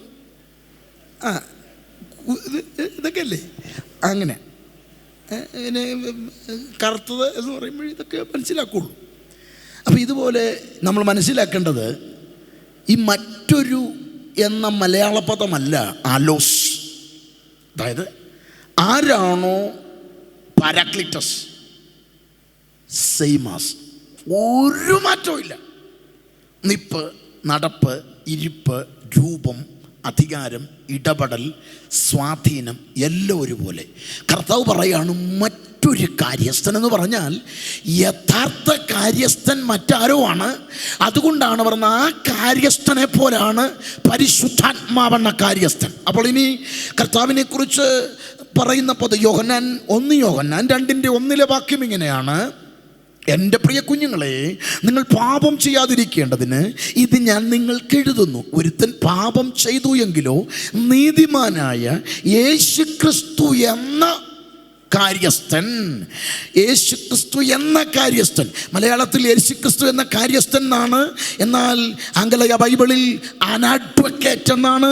എന്നാൽ ഗ്രീക്കിൽ ഉപയോഗിക്കും പാരാക്ലീറ്റസ്. അങ്ങനെ തന്നെയാണ്. അങ്ങനെയാണെങ്കിൽ യേശുക്രിസ്തു പാരാക്ലീറ്റസ് ആണെങ്കിൽ മറ്റൊരു കാര്യസ്ഥൻ എന്ന് പറഞ്ഞാൽ യേശുക്രിസ്തു എങ്ങനെയാണോ അങ്ങനെ. അതിനെ ഞാൻ ആ പദം യേശുക്രിസ്തു എന്ന് അവിടെ കൊടുത്തിരിക്കുന്നത് ക്രിസ്റ്റോളജിയിൽ വളരെ ആഴമേറിയൊരു വാക്കാണ്. ഒരു പാരഗ്രാഫിനെ ഒന്ന് ചെറുതാക്കി ഇത്രയാക്കി തന്ന അതെല്ലാം കൂടെ പൗലോസ് വിവരിക്കാനിരുന്നെങ്കിൽ ബൈബിളിന് പേജെണ്ണം കൂടിയേനെ. അതാണ് ക്രിസ്തുയേശു. അതായത് ദൈവം മാനവകുലത്തിൻ്റെ പാപത്തെ പരിഹരിക്കാൻ ദൈവം മനുഷ്യനായി മണ്ണിൽ അവതരിച്ച് മരിച്ചടക്കപ്പെട്ട് ഉയർത്തെഴുന്നേറ്റ് സ്വർഗത്തിലേക്ക് തിരികെ കയറി ദൈവമായി ചെന്നു. അതിൻ്റെ അത്രയും വിവരണത്തിൻ്റെ പേരാ ക്രിസ്തുയേശു. അത്രേ ഉള്ളൂ. രക്ഷപ്പെട്ടില്ലേ? അതാണ് ക്രിസ്തുവേശു, യേശു ക്രിസ്തു രണ്ടർത്ഥം ഉൾക്കൊള്ളുന്നതാണ്. ദൈവം മണ്ണിൽ വന്ന് മരിച്ചടക്കപ്പെട്ടപ്പോൾ ക്രിസ്തു യേശുവായി. ഇനി അടുത്തത് മരിച്ചടക്കപ്പെട്ട് ഉയർത്തെഴുന്നേറ്റ് ദൈവമായി പോയപ്പം യേശു ക്രിസ്തുവായി. ഇത്രയും പിടി കിട്ടിയോ? അപ്പോൾ ഇനി അവിടെ ഉപയോഗിക്കുന്ന വാക്ക് കണ്ടോ? നീതിമാനായ, യോഹന്നാൻ 2:1 പദമാണ് ഞാൻ പറയുന്നത്. നീതിമാനായ അതാണ് യേശു ക്രിസ്തു എന്ന കാര്യസ്ഥൻ. അപ്പോൾ ഇവിടെ മനുഷ്യനായി വന്ന് മരിച്ചടക്കപ്പെട്ട് ഉയർത്തെഴുന്നേറ്റ് സ്വർഗത്തിൽ പോയ യേശു ക്രിസ്തു എന്ന കാര്യസ്ഥൻ. അപ്പോൾ യേശു സ്വർഗത്തിൽ ഇപ്പോൾ ദൈവമായിട്ടാണ്. ആ ദൈവമായിട്ട് യേശു ഇരിക്കുന്ന പോലെ തന്നെയാണ് ഇപ്പോൾ ഭൂമിയിലോട്ട് വന്ന ആളുടെ പേര് പരിശുദ്ധാത്മാവ്, മറ്റൊരു കാര്യസ്ഥൻ. യേശു സ്വർഗത്തിൽ എങ്ങനെയാണോ അങ്ങനെ തന്നെ. അതിൻ്റെ അർത്ഥം മറ്റൊരു പാരാക്ലിറ്റസ്. സ്വർഗത്തിൽ യേശു ഇപ്പം നിനക്ക് വേണ്ടി എന്താ ചെയ്യുന്ന? പാരാക്ലിറ്റസ്. ആ ഒറ്റ വാക്ക് നമ്മൾ ഇൻ്റർസെസർ, മധ്യസ്ഥൻ. 1. 2 എൻ്റെ ജാമ്യക്കാരനാണ്. 3 ബോസ്, എൻ്റെ യജമാനനാണ്. 4 എൻ്റെ വഴികാട്ടി, ഗൈഡാണ്. 5 എൻ്റെ സഹായകനാണ്. പിടികിട്ടിയോ? സ്വർഗത്തിൽ എനിക്ക് വേണ്ടിയുള്ള എൻ്റെ യേശു ക്രിസ്തു പാരാക്ലീറ്റസ് എന്ന് പറയുമ്പോൾ തന്നെ അവൻ എൻ്റെ യജമാനനാണ്, അവൻ എൻ്റെ വഴികാട്ടിയാണ്, അവൻ എൻ്റെ നടത്തിപ്പുകാരനാണ്, അവൻ എൻ്റെ ഉടമസ്ഥനാണ്, അവൻ എൻ്റെ പിതാവാണ്, അവൻ എൻ്റെ ജാമ്യക്കാരനാ, അവൻ എൻ്റെ അഡ്വക്കേറ്റ്. ഇത്രയും പറയുമ്പം ഒരു സ്പെഷ്യൽ പ്രൊട്ടക്ഷൻ എനിക്ക് തന്നിട്ട് ഇവിടെ ആക്കി വെച്ച ആളാരാന്നറിയാമോ? അവൻ മറ്റൊരു കാര്യസ്ഥൻ ഇവിടെ എൻ്റെ കൂടുണ്ട്. അത് കാറ്റല്ല, തീയല്ല, മഴയല്ല, പ്രാവല്ല, എണ്ണയല്ല. വന്നാളുടെ പേര് പാരാക്ലീറ്റസ്. എൻ്റെ കൂടുള്ള പരിശുദ്ധാത്മാവ് എൻ്റെ യജമാനൻ, എൻ്റെ വഴികാട്ടി, എൻ്റെ നടത്തിപ്പുകാരൻ, എൻ്റെ ഉടമസ്ഥൻ, എൻ്റെ താതൻ. ഇന്ന് രാത്രി ആ പരിശുദ്ധാത്മാവുമായി ഒരു ബന്ധമുണ്ടാകട്ടെ. Jesus, praise the Lord. ഇന്ന് രാത്രി പരിശുദ്ധാത്മാവുമായിട്ട് ആ ഒരു ഇൻട്രാക്ഷൻ നിങ്ങളുടെ ലൈഫിൽ ഉണ്ടാകണം. ഞാൻ പ്രാർത്ഥിക്കുന്നതിന് മുമ്പ് ഇത്രയും പറഞ്ഞപ്പോൾ പരിശുദ്ധാത്മാവ് ദുഷ്ടൻ്റെ കയ്യിൽ അകപ്പെടാതെ വണ്ണം കാക്കാൻ പറഞ്ഞില്ലേ? ഉള്ള റേഞ്ചൊക്കെ അറിഞ്ഞിട്ട് നമുക്കൊന്ന് പ്രാർത്ഥിക്കാം. നമ്മൾ ഈ കാറ്റും മഴയും തീയൊന്നൊക്കെ അല്ലേ, ഈ വ്യക്തിയാണെന്ന് പിടികിട്ടിയല്ലോ. ദൈവമാണ്, വ്യക്തിയാണ്. ഇങ്ങനൊരു വ്യക്തി കൂടെ വരാൻ ആഗ്രഹിക്കുന്നെന്ന കർത്താവ് പറഞ്ഞേ. ഞാൻ പിതാവിനോട് ചോദിക്കും, അവൻ സത്യത്തിൻ്റെ ആത്മാവെന്നും മറ്റൊരു കാര്യസ്ഥനെ എന്നേക്കും നിങ്ങളുടെ കൂടെ ഇരിക്കേണ്ടതിന് നിങ്ങൾക്ക് തരും എന്ന് നിങ്ങളുടെ കൂടെ ഇരിക്കാൻ ആഗ്രഹിക്കുന്നുണ്ട്. പക്ഷെ നമ്മൾ ചെയ്തതൊരു ചെറിയ അപകടമാണ്. പാട്ടും ആരാധനയൊക്കെ ഉള്ളപ്പം 4ാമത്തെ സ്റ്റാൻസ് ആവർത്തിച്ച് പാടി അവസാനത്തെ സ്റ്റാൻസ് റിപ്പീറ്റ് ചെയ്യുമ്പം ടെമ്പോ ഒരു 165 വരും. അപ്പോൾ റിതം നല്ല ഇങ്ങനെ അടിക്കുന്നുണ്ടെങ്കിൽ നമ്മൾ നിന്ന് കുറച്ച് നേരം അണച്ച് അന്യഭാഷയൊക്കെ പറഞ്ഞു കഴിയുമ്പോൾ നമ്മൾ മതി, അപ്പോഴത്തേനും കോട്സ് പിടിക്കും. ഹാ ഹാ. അപ്പോൾ നമുക്കറിയാം മതി, ഇനിയിപ്പം ഞാൻ ശബ്ദം ഉണ്ടാക്കാൻ പാടില്ല. സത്യമല്ലേ? നമ്മുടെ ഇടയിൽ സത്യമല്ലേ? നമ്മൾ പറയും പാരമ്പര്യമൊന്നും ഇല്ലെന്ന് പറയും. നമുക്കിതൊക്കെ അറിയത്തില്ലേ? ആദ്യം ഋതം കൂടുമ്പോൾ നമുക്കറിയാം അടിക്കാനുള്ള സിഗ്നലാണ്. ഇത് കഴിഞ്ഞ് നമ്മൾ കോട്സ് പിടിക്കുന്നുണ്ട്, നമുക്കറിയാം ഇനിയും ഞാൻ ബഹളം ഉണ്ടാക്കാൻ പാടില്ല. ഇനിയിപ്പം എന്ത് ചെയ്യാൻ പോവാ? ഇത് കഴിഞ്ഞ് ഇനിയിപ്പോൾ എപ്പോഴാണ് മനസ്സിലറിയാം. ഇത് കഴിയുമ്പം മിക്കവാറും പാസ്റ്റർ ഇത് കഴിഞ്ഞിട്ട് ചിലപ്പം എഴുന്നേക്കാൻ പറയും. അന്നേരം ഇത് നമ്മൾ അന്നേരം പരിശുദ്ധാത്മാവേ വാ നമുക്ക് തുടങ്ങാം. ഇതല്ലേ സംഭവിക്കുന്നേ? ഞാൻ പറയട്ടെ, ഇതൊരു ഹീസ് എ പേഴ്സൺ, വ്യക്തിയല്ലേ? ഈ വ്യക്തിയുമായിട്ടൊരു പാട്ടിൽ ബന്ധം മതിയോ? ഒരു 4 സ്റ്റാൻസയിലുള്ള ബന്ധം മതിയോ? പല വീടുകളിലും പല വ്യക്തികളും ആ സഭാ ഹാളിൽ വെച്ച് ആളുകളുടെ ബന്ധം കട്ട് ചെയ്തിട്ട് പോകും. പിന്നെ അടുത്ത ഫ്രൈഡേ മീറ്റിങ്ങിലോ സൺഡേ മീറ്റിങ്ങിലോ വരുമ്പോഴേ ഉള്ളൂ റിലേഷൻ. അതാണോ വേണ്ടത്? എപ്പോഴും നിൻ്റെ കൂടിരിക്കാൻ ആഗ്രഹിക്കുന്ന ആൾ.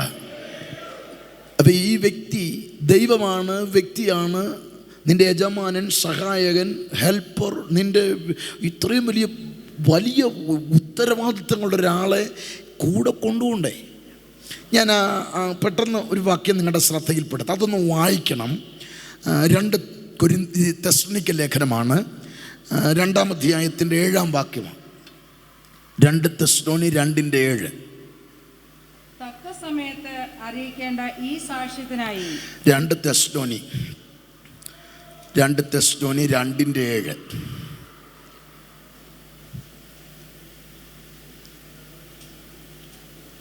തെസ്സലോനി അധർമ്മത്തിന്റെ മർമ്മം ഇപ്പോഴേ വ്യാപരിക്കുന്നു. ഇതുവരെ തടുക്കുന്നവൻ വഴിയിൽ നിന്ന് നീങ്ങിപ്പോകാൻ മാത്രം വേണം. അപ്പോൾ അധർമ്മമൂർത്തി വെളിപ്പെട്ടു വരും. ഇത്രേ ഉള്ളൂ സംഭവം.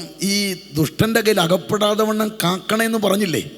ഈ ഒരു പ്രാർത്ഥന ഏറ്റെടുത്ത് തടുക്കുന്നവൻ എന്ന പരിശുദ്ധാത്മാവ് ഇപ്പം നിൽക്കുന്ന പൊസിഷൻ അവിടെ എഴുതിയിരിക്കുകയാണ്. അധർമ്മത്തിൻ്റെ മർമ്മം ഇപ്പോഴേ വ്യാപരിക്കുന്നു. ആൻറ്റി ക്രൈസ്റ്റ് തൻ്റെ പദ്ധതികൾ ഇവിടെ ഇപ്പോഴേ നടക്കുന്നുണ്ട്. പുള്ളിക്ക് മാത്രം ഇങ്ങോട്ട് വരാൻ പറ്റിയിട്ടില്ല. ആൻറ്റി ക്രൈസ്റ്റ് എന്നത് സാത്താൻ്റെ ആൾരൂപമാണ്. ഇതുവരെ തനിക്ക് ഇവിടോട്ടൊന്നും ശരിക്കൊന്നും വരാൻ പറ്റാതെ വെപ്രാളപ്പെട്ട് ഇങ്ങനെ നിൽക്കുന്നു. ഇപ്പോൾ ഉള്ളതൊക്കെ ലോക്കൽ ഭൂതങ്ങളാണ്. നമ്മൾ ഈ പിശാചെന്നൊക്കെ കേൾക്കുമ്പോൾ നമ്മൾ ഈ കിടന്ന് ഞെട്ടേണ്ട കാര്യം, പാവം ആ പുള്ളി ഭയങ്കര ഗതികേടാണ്. കാരണം ഇത്രയും അപവാദം കേൾക്കുന്ന വേറെ ആരുമില്ല. കാല് തട്ടിയാൽ നമ്മൾ പറയും ഈ പിശാച. മക്കൾ തോറ്റാലും പറയും അതും പിശാച. പിശാച് പറയുന്നത് ഞാൻ അറിഞ്ഞതുപോലും അല്ല. നമ്മൾ അശ്രദ്ധയോട്ട് വണ്ടി എവിടെയും തട്ടി നമ്മൾ പറയും അതും പിശാച. പിശാച് ഞാൻ അവൻ ആ ചോമ്പൂരിൽ കത്തിയത് കണ്ടില്ല, നേരെ ചെന്നു. ഇതിനെല്ലാം നമ്മളിങ്ങനെ ചെയ്യും. പാവമാണ്, വളരെ ഗതികേടാണ്.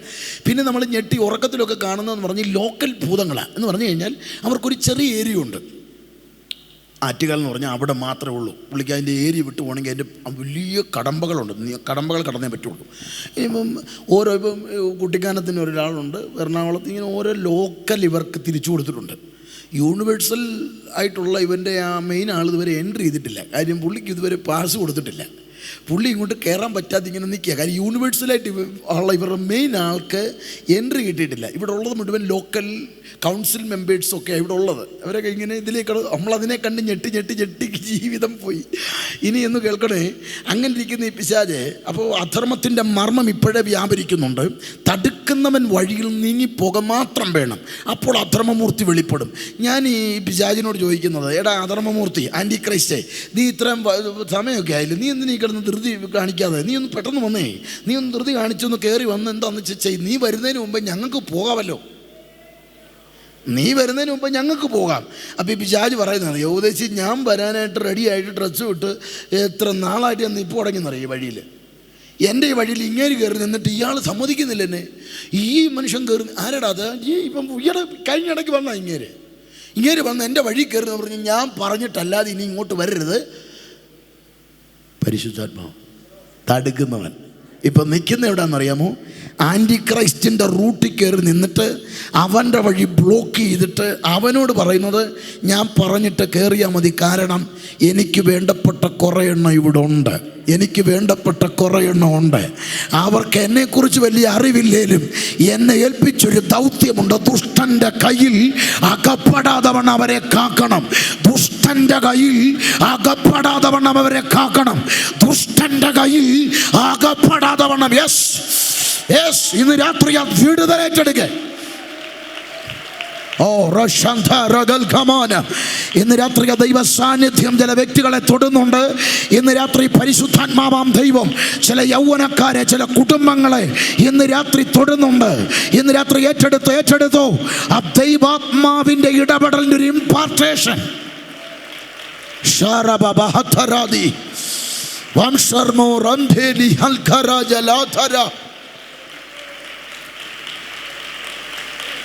ദുഷ്ടന്റെ കയ്യിൽ അകപ്പെടാതെ വണ്ണം കാക്കണമെന്നുള്ള പ്രാർത്ഥന അറിഞ്ഞ് എഴുന്നള്ളി വന്നവൻ നിനക്കും അന്ധകാരത്തിന് മധ്യേ ഇറങ്ങി നിൽക്കുന്ന പരിശുദ്ധാത്മാവ്.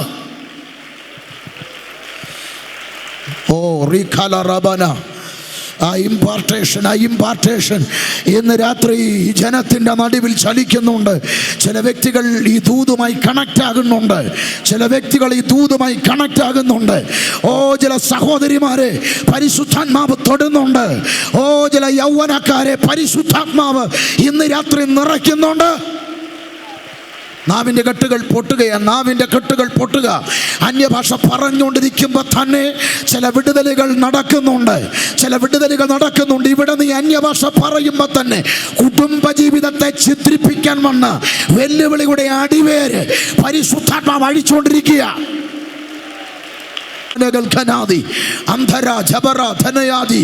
ഓ, ചില തലമുറകളുടെ വിവാഹത്തെ മുടക്കുന്ന വെല്ലുവിളികൾ ഇന്ന് രാത്രി അഴിയപ്പെടുക. അന്യഭാഷ പറഞ്ഞുകൊണ്ടിരിക്കുമ്പോൾ തന്നെ ചില വിടുതലുകൾ ഇന്ന് രാത്രി ജനത്തിൻ്റെ മേൽ.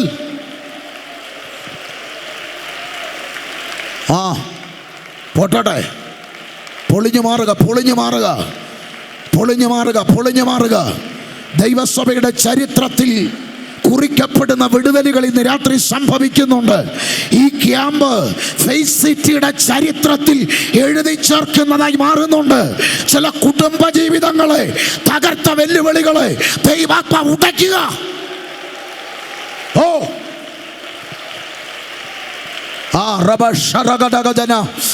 ദൈവാത്മാവിൻ്റെ പ്രത്യക്ഷത്തിലുള്ള ഇടപെടൽ നടക്കുന്നുണ്ട്. ഇംപാർട്ടേഷൻ വെളിപ്പെടുന്നുണ്ട്. അടുത്തിരിക്കുന്ന ആൾക്ക് അനുഭവിക്കാൻ പറ്റാത്ത ചില ഇടപെടലുകൾ ചില വ്യക്തികളുടെ മേൽ ദൈവാത്മാവ് ചെയ്യുന്നുണ്ട്. കുഞ്ഞെ, നീ അന്യഭാഷ പറയുമ്പോൾ നിന്റെ അടുത്തിരിക്കുന്ന ആൾക്ക് തിരിച്ചറിയാൻ പറ്റാത്ത ചില വിടുതൽ നിന്റെ മേൽ.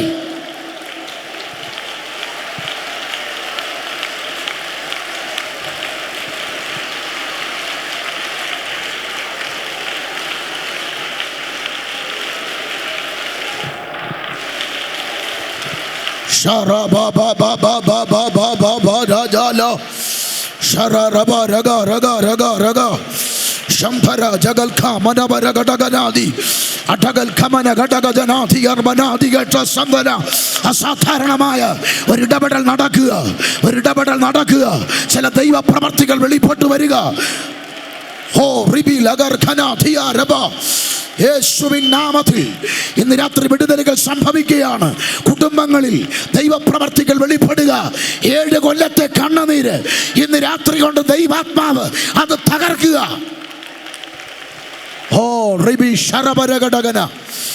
ദൈവപ്രവർത്തി വെളിപ്പെടുക, ദൈവപ്രവർത്തി വെളിപ്പെടുക, ദൈവപ്രവർത്തി വെളിപ്പെടുക, ദൈവപ്രവർത്തി വെളിപ്പെടുക, ദൈവപ്രവർത്തി വെളിപ്പെടുക. ദൈവപ്രവർത്തി വെളിപ്പെടുക.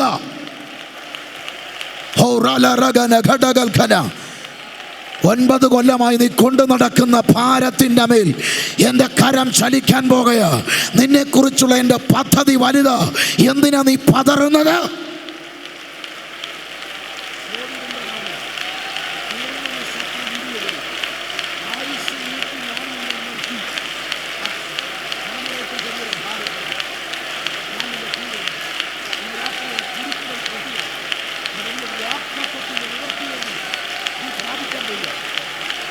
അഭിഷേകത്തിൻ്റെ വലിയൊരു പകർച്ച വെളിപ്പെടുക. അഭിഷേകത്തിൻ്റെ പകർച്ച വെളിപ്പെടുന്നു. അഭിഷേകത്തിൻ്റെ പകർച്ച വെളിപ്പെടുന്നു. പരിശുദ്ധാത്മാവ് വ്യക്തികളെ തൊട്ടുകൊണ്ടിരിക്കുക. പരിശുദ്ധാത്മാവ് വ്യക്തികളെ തൊട്ടുകൊണ്ടിരിക്കുക.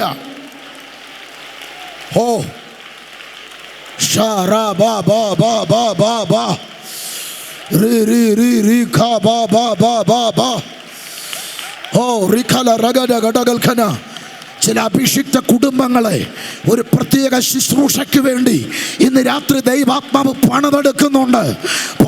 ഒരു പ്രത്യേക ദൗത്യത്തിന് വേണ്ടി ഒരു കൂട്ടം അഭിഷിക്തന്മാരെ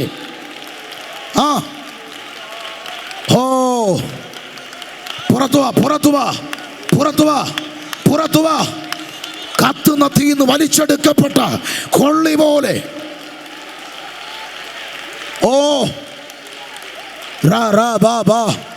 ചില തലമുറകളെ ദൈവാത്മാവ് തൊടുന്നുണ്ട്.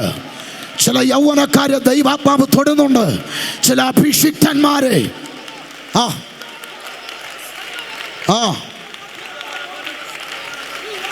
ഫെയ്ത്ത് സിറ്റി സഭയുടെ നല്ല കാലം അവസാനിച്ചെന്ന് കിംവദന്തികൾ തലവെക്കുമ്പോൾ ദൈവാത്മാവ് പറയുന്നില്ല. പുതിയ പദ്ധതി, പുതിയ പ്ലാനുകൾ ദൈവം തുടങ്ങുക. കത്തുക, ചലിക്കട്ടെ. റിയലി ഔക്കാ റബല ഘടകന ഷാറാ ബാബാ റിലി റിഖാ ബാബാ സരി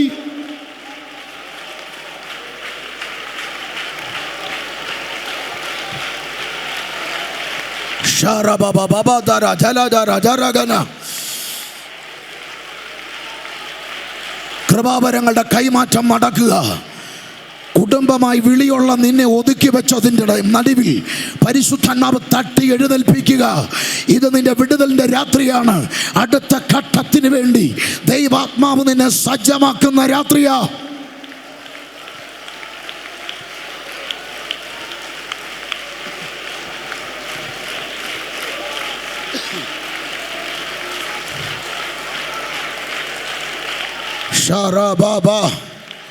കൃപാവരത്തിന് കുറവില്ലാത്ത സഭയായി ഫെയ്ത്ത് സിറ്റിയെ ദൈവാത്മാവ് പണിതെടുക്കുക. ദൈവാത്മാവ് പറയുന്നു, ഇതുവരെ കാണാത്ത വലിയൊരു ഉണർവിന് വേണ്ടി ഒരു കൂട്ടം അഭിഷിക്തന്മാരെ വൻകരകളിലേക്ക് ദൈവാത്മാവ് ആലയത്തിൽ നിന്ന് പുറപ്പെടുവിക്കാൻ പോകുകയാ.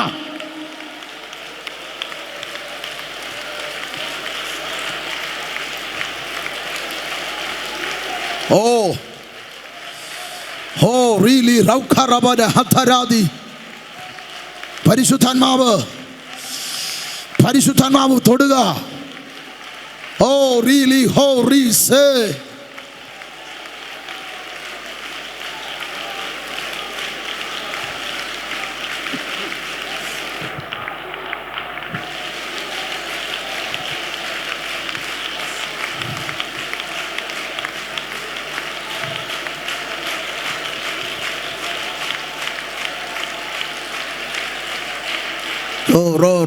ഈ ക്യാമ്പ് ദൈവം ഒരുക്കിയതിൻ്റെ പിൻപിലുള്ള പദ്ധതി വെളിപ്പെട്ട് വരിക. ഇതിൻ്റെ നടുവിൽ ഫൈറ്റ് ചെയ്യാൻ ചിലത് എഴുന്നേറ്റ് കഴിഞ്ഞു. ചില ആയുധധാരികൾ പുറത്തു വരികയാണ്. ദൈവിക പദ്ധതിയുടെ ഭാഗമായി ഒരു കൂട്ടം അഭിഷിക്തന്മാരെ ദൈവം പുറത്തെടുക്കുക. സുവിശേഷ വേലയുടെ വിളിയുള്ള ചിലത് ഒതുങ്ങി നിൽക്കുന്നതിന് ഇന്ന് രാത്രി ദൈവാത്മാവ് തട്ടി എഴുന്നേൽപ്പിക്കുക. പുറത്തു വരട്ടെ. കുടുംബമായി വലിയ വിളിയാ, കുടുംബമായി വലിയ ദൗത്യമാ. ഒതുങ്ങിയിരിക്കാനല്ല, പുറത്തു വാ കുഞ്ഞേ.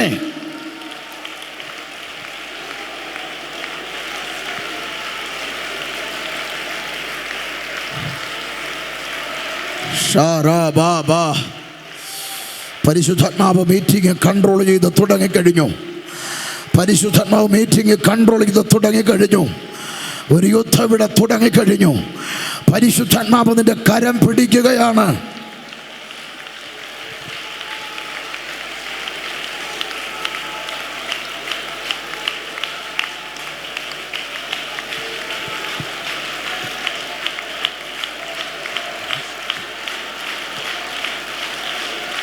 Holy holy holy holy holy holy.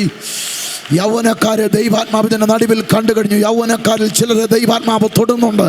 ഇതുവരെയും പരിശുദ്ധാത്മാവിന്റെ ഇടപെടൽ അനുഭവിക്കാത്ത ചിലരെ ദൈവാത്മാവ് തൊട്ടുകൊണ്ടിരിക്കുക. ഇന്ന് രാത്രി അന്യഭാഷ പറഞ്ഞുകൊണ്ടിരിക്കുമ്പോൾ തന്നെ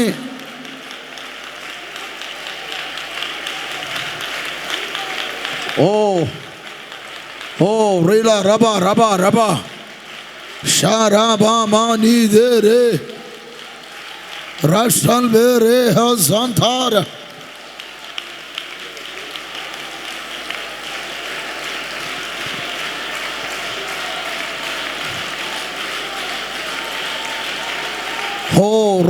ro bilika mana raga സാമ്പത്തിക മേഖലയെ വരിഞ്ഞു കെട്ടിയ കെട്ടുകൾ ദൈവാത്മാവ് അഴിച്ചു മാറ്റുക. ചില കുടുംബങ്ങളുടെ സാമ്പത്തിക തകർച്ച, ബിസിനസ് മേഖലയെ വരിഞ്ഞു കെട്ടിയ കെട്ട് പരിശുദ്ധാത്മാവ് ഈ രാത്രി അഴിച്ചു കളയുകയാണ്. യേശുവിൻ നാമത്തിൽ അഴിഞ്ഞു മാറുന്നുണ്ട്.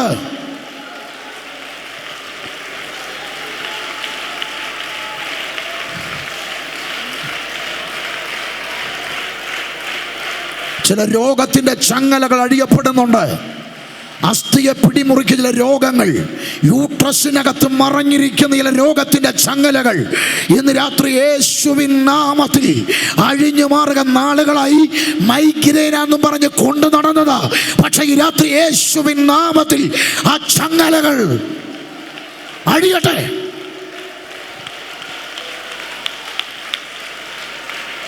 രോഗത്തിൻ്റെ ചങ്ങലകൾ പൊട്ടുന്നുണ്ട്. രോഗത്തിൻ്റെ ചങ്ങലകൾ പൊട്ടുന്നുണ്ട്. രോഗത്തിൻ്റെ ചങ്ങലകൾ പൊട്ടുന്നുണ്ട്. ഹാർട്ടിൽ ബ്ലോക്കാണെന്നാണ് നീ കരുതുന്നത്. അല്ല, ഇതിൻ്റെ മറവിലുള്ള ദുരാത്മമണ്ഡലത്തെ ദൈവാത്മാവ് ഇന്ന് രാത്രി അഴിക്കുക.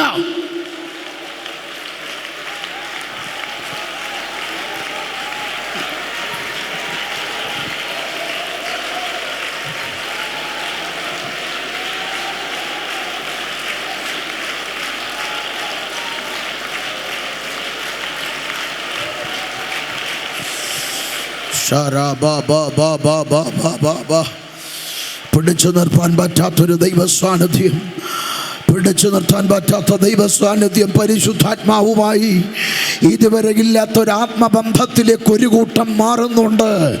ഇതുവരെ അനുഭവിച്ചിട്ടില്ലാത്തൊരു പുതിയ ആത്മിക തലത്തിലേക്ക് പരിശുദ്ധാത്മാവ് കൈപിടിച്ച് കൊണ്ടുപോകയാ.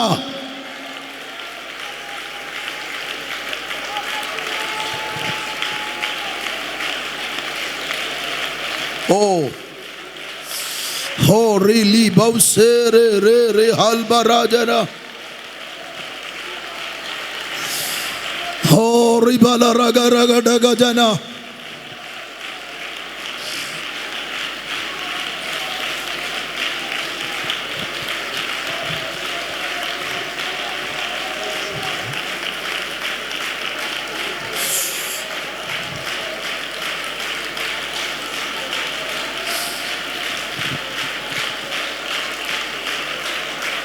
Shabarabarabarabara uthabathabanthayam charagala chabartharandharadi Ribalaja baudaya ragatchagandharan charadi galbharat chabarthanadi Udabarabara bauthabala galkharadaram charadi gadharedi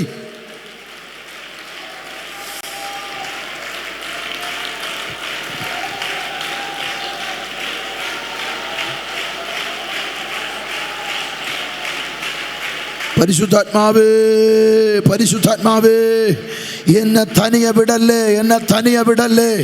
ഈ യാത്രയിൽ എന്നെ തനിയെ വിടല്ലേ. ഇന്ന് മുതൽ എന്നെ തനിയെ വിടല്ലേ, എന്നെ തനിയെ വിടല്ലേ. എനിക്ക് തനിയെ നിൽക്കാൻ പറ്റത്തില്ല യേശുവാ.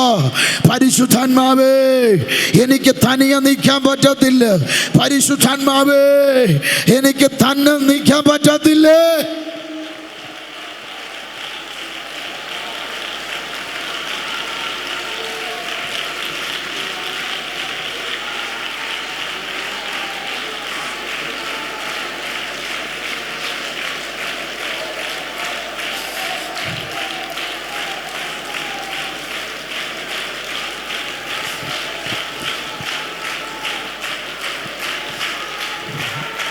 Orabala rabashantheri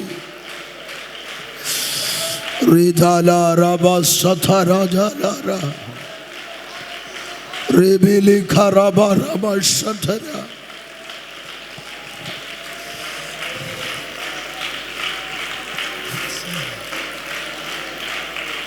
studala basataraja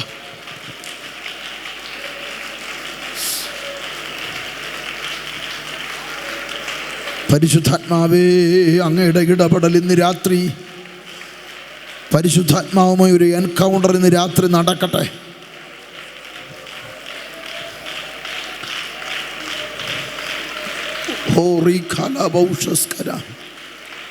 യെശയ്യാവിൻ്റെ നാവിനെ തൊട്ടതുപോലെ ചിലതിൻ്റെ നാവിനെ പരിശുദ്ധാത്മാവ് തൊടുന്നുണ്ട്.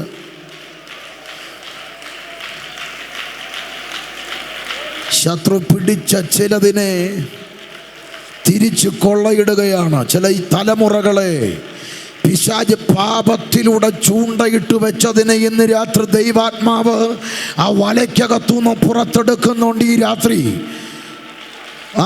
ചില യൗവനക്കാരോട് ആത്മാവ് ഇടപെടുക. നിന്നെ ഒതുക്കി വെച്ച് ആ പാപത്തിൻ്റെ ചങ്ങലയ്ക്കകത്തുനിന്ന് പരിശുദ്ധാത്മാവ് നിന്നെ പൊട്ടിച്ചെടുക്കുക.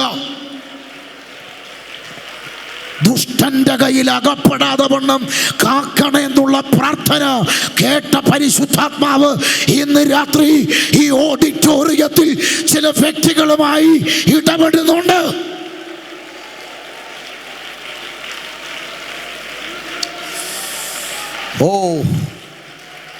ഹോ റിസ്തൽ മറൻചേ താരക.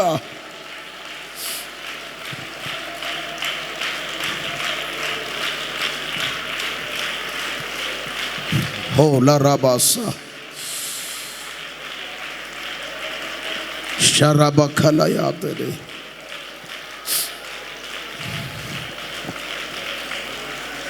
ജീസസ്.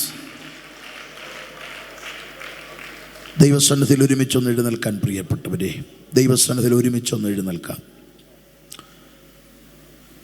ഒരുമിച്ചൊന്ന് എഴുന്നേൽക്കാം. എല്ലാ കണ്ണുകളും അടച്ചൊന്ന് പ്രാർത്ഥിക്കാൻ ഏൽപ്പിച്ചു കൊടുക്കുക. കുടുംബത്തിന് വേണ്ടി പൊരുതാൻ ദൈവം ആഹ്വാനം ചെയ്തെങ്കിൽ വിജയം നിന്റെ പക്ഷത്ത് തന്നെയാണ്.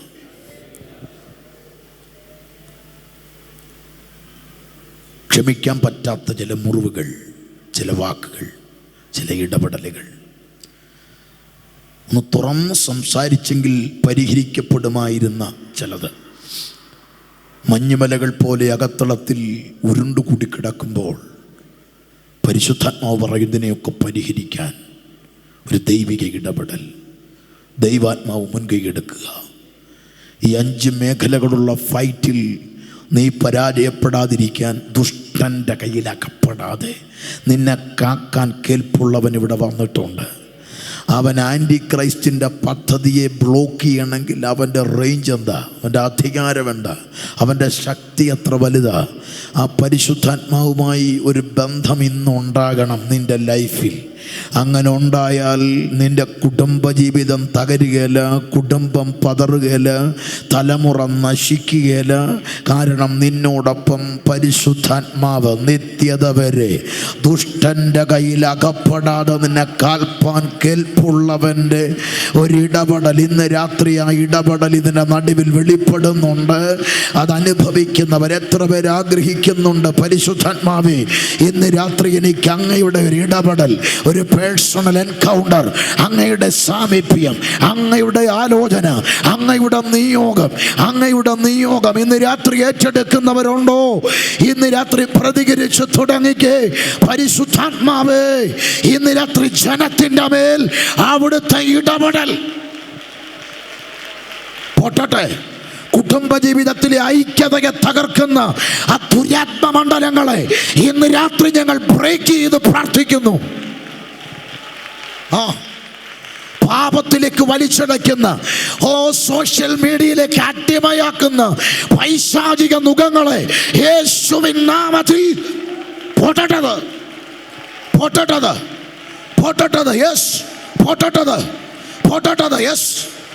പ്രാർത്ഥിച്ചു തുടങ്ങിക്കോ.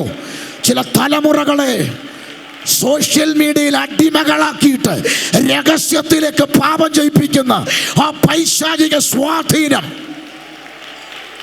ആരാധിച്ചു തുടങ്ങിക്കോ പ്രിയപ്പെട്ടവരെ.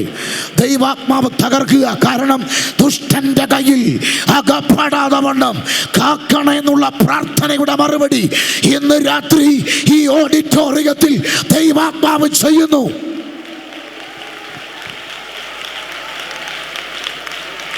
ചിലരിൽ നിന്ന് ആയുധം കൈമാറുക, ആയുധം തരിക.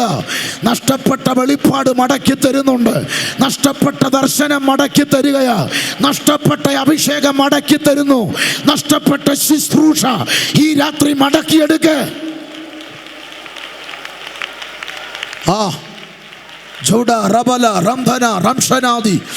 പരിശുദ്ധാത്മാവ് ഇടപെടുക.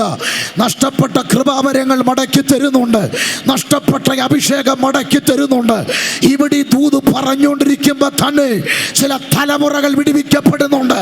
ചില യൗവനക്കാരുടെ മേൽ അസാധാരണമായ ദൈവിക ഇടപെടൽ ഇന്ന് രാത്രി സംഭവിക്കുന്നുണ്ട്. സത്യത്തിൻ്റെ ആത്മാവെന്ന മറ്റൊരു കാര്യസ്ഥനെ എന്നേക്കും നിങ്ങളോടുകൂടി ഇരിക്കേണ്ടതിന് ഞാൻ തരും. പഴയ നിയമത്തിലെ പോലെ വന്നും പോയിരിക്കുന്ന പരിശുദ്ധാത്മാവല്ല, അന്ത്യത്തോളം നമ്മോടൊപ്പമായിരിക്കുന്ന ഒരു പരിശുദ്ധാത്മാവിനെ നമുക്ക് ദാനമായി തന്നിരിക്കുന്നത് ഓർത്ത് ദൈവത്തെ സ്തുതിക്കാം. കേൾപ്പിച്ച ദൈവവചനത്തിനായി നമുക്ക് ദൈവത്തെ സ്തുതിക്കാം. ഒരു വലിയ ആത്മ പകർച്ച ഇന്ന് രാത്രികാലം നമ്മുടെ മധ്യ വെളിപ്പെട്ടതോർത്ത് നമുക്ക് ദൈവത്തെ സ്തുതിക്കാം, സ്തോത്രം ചെയ്യാം. ഹല്ലേലൂയ.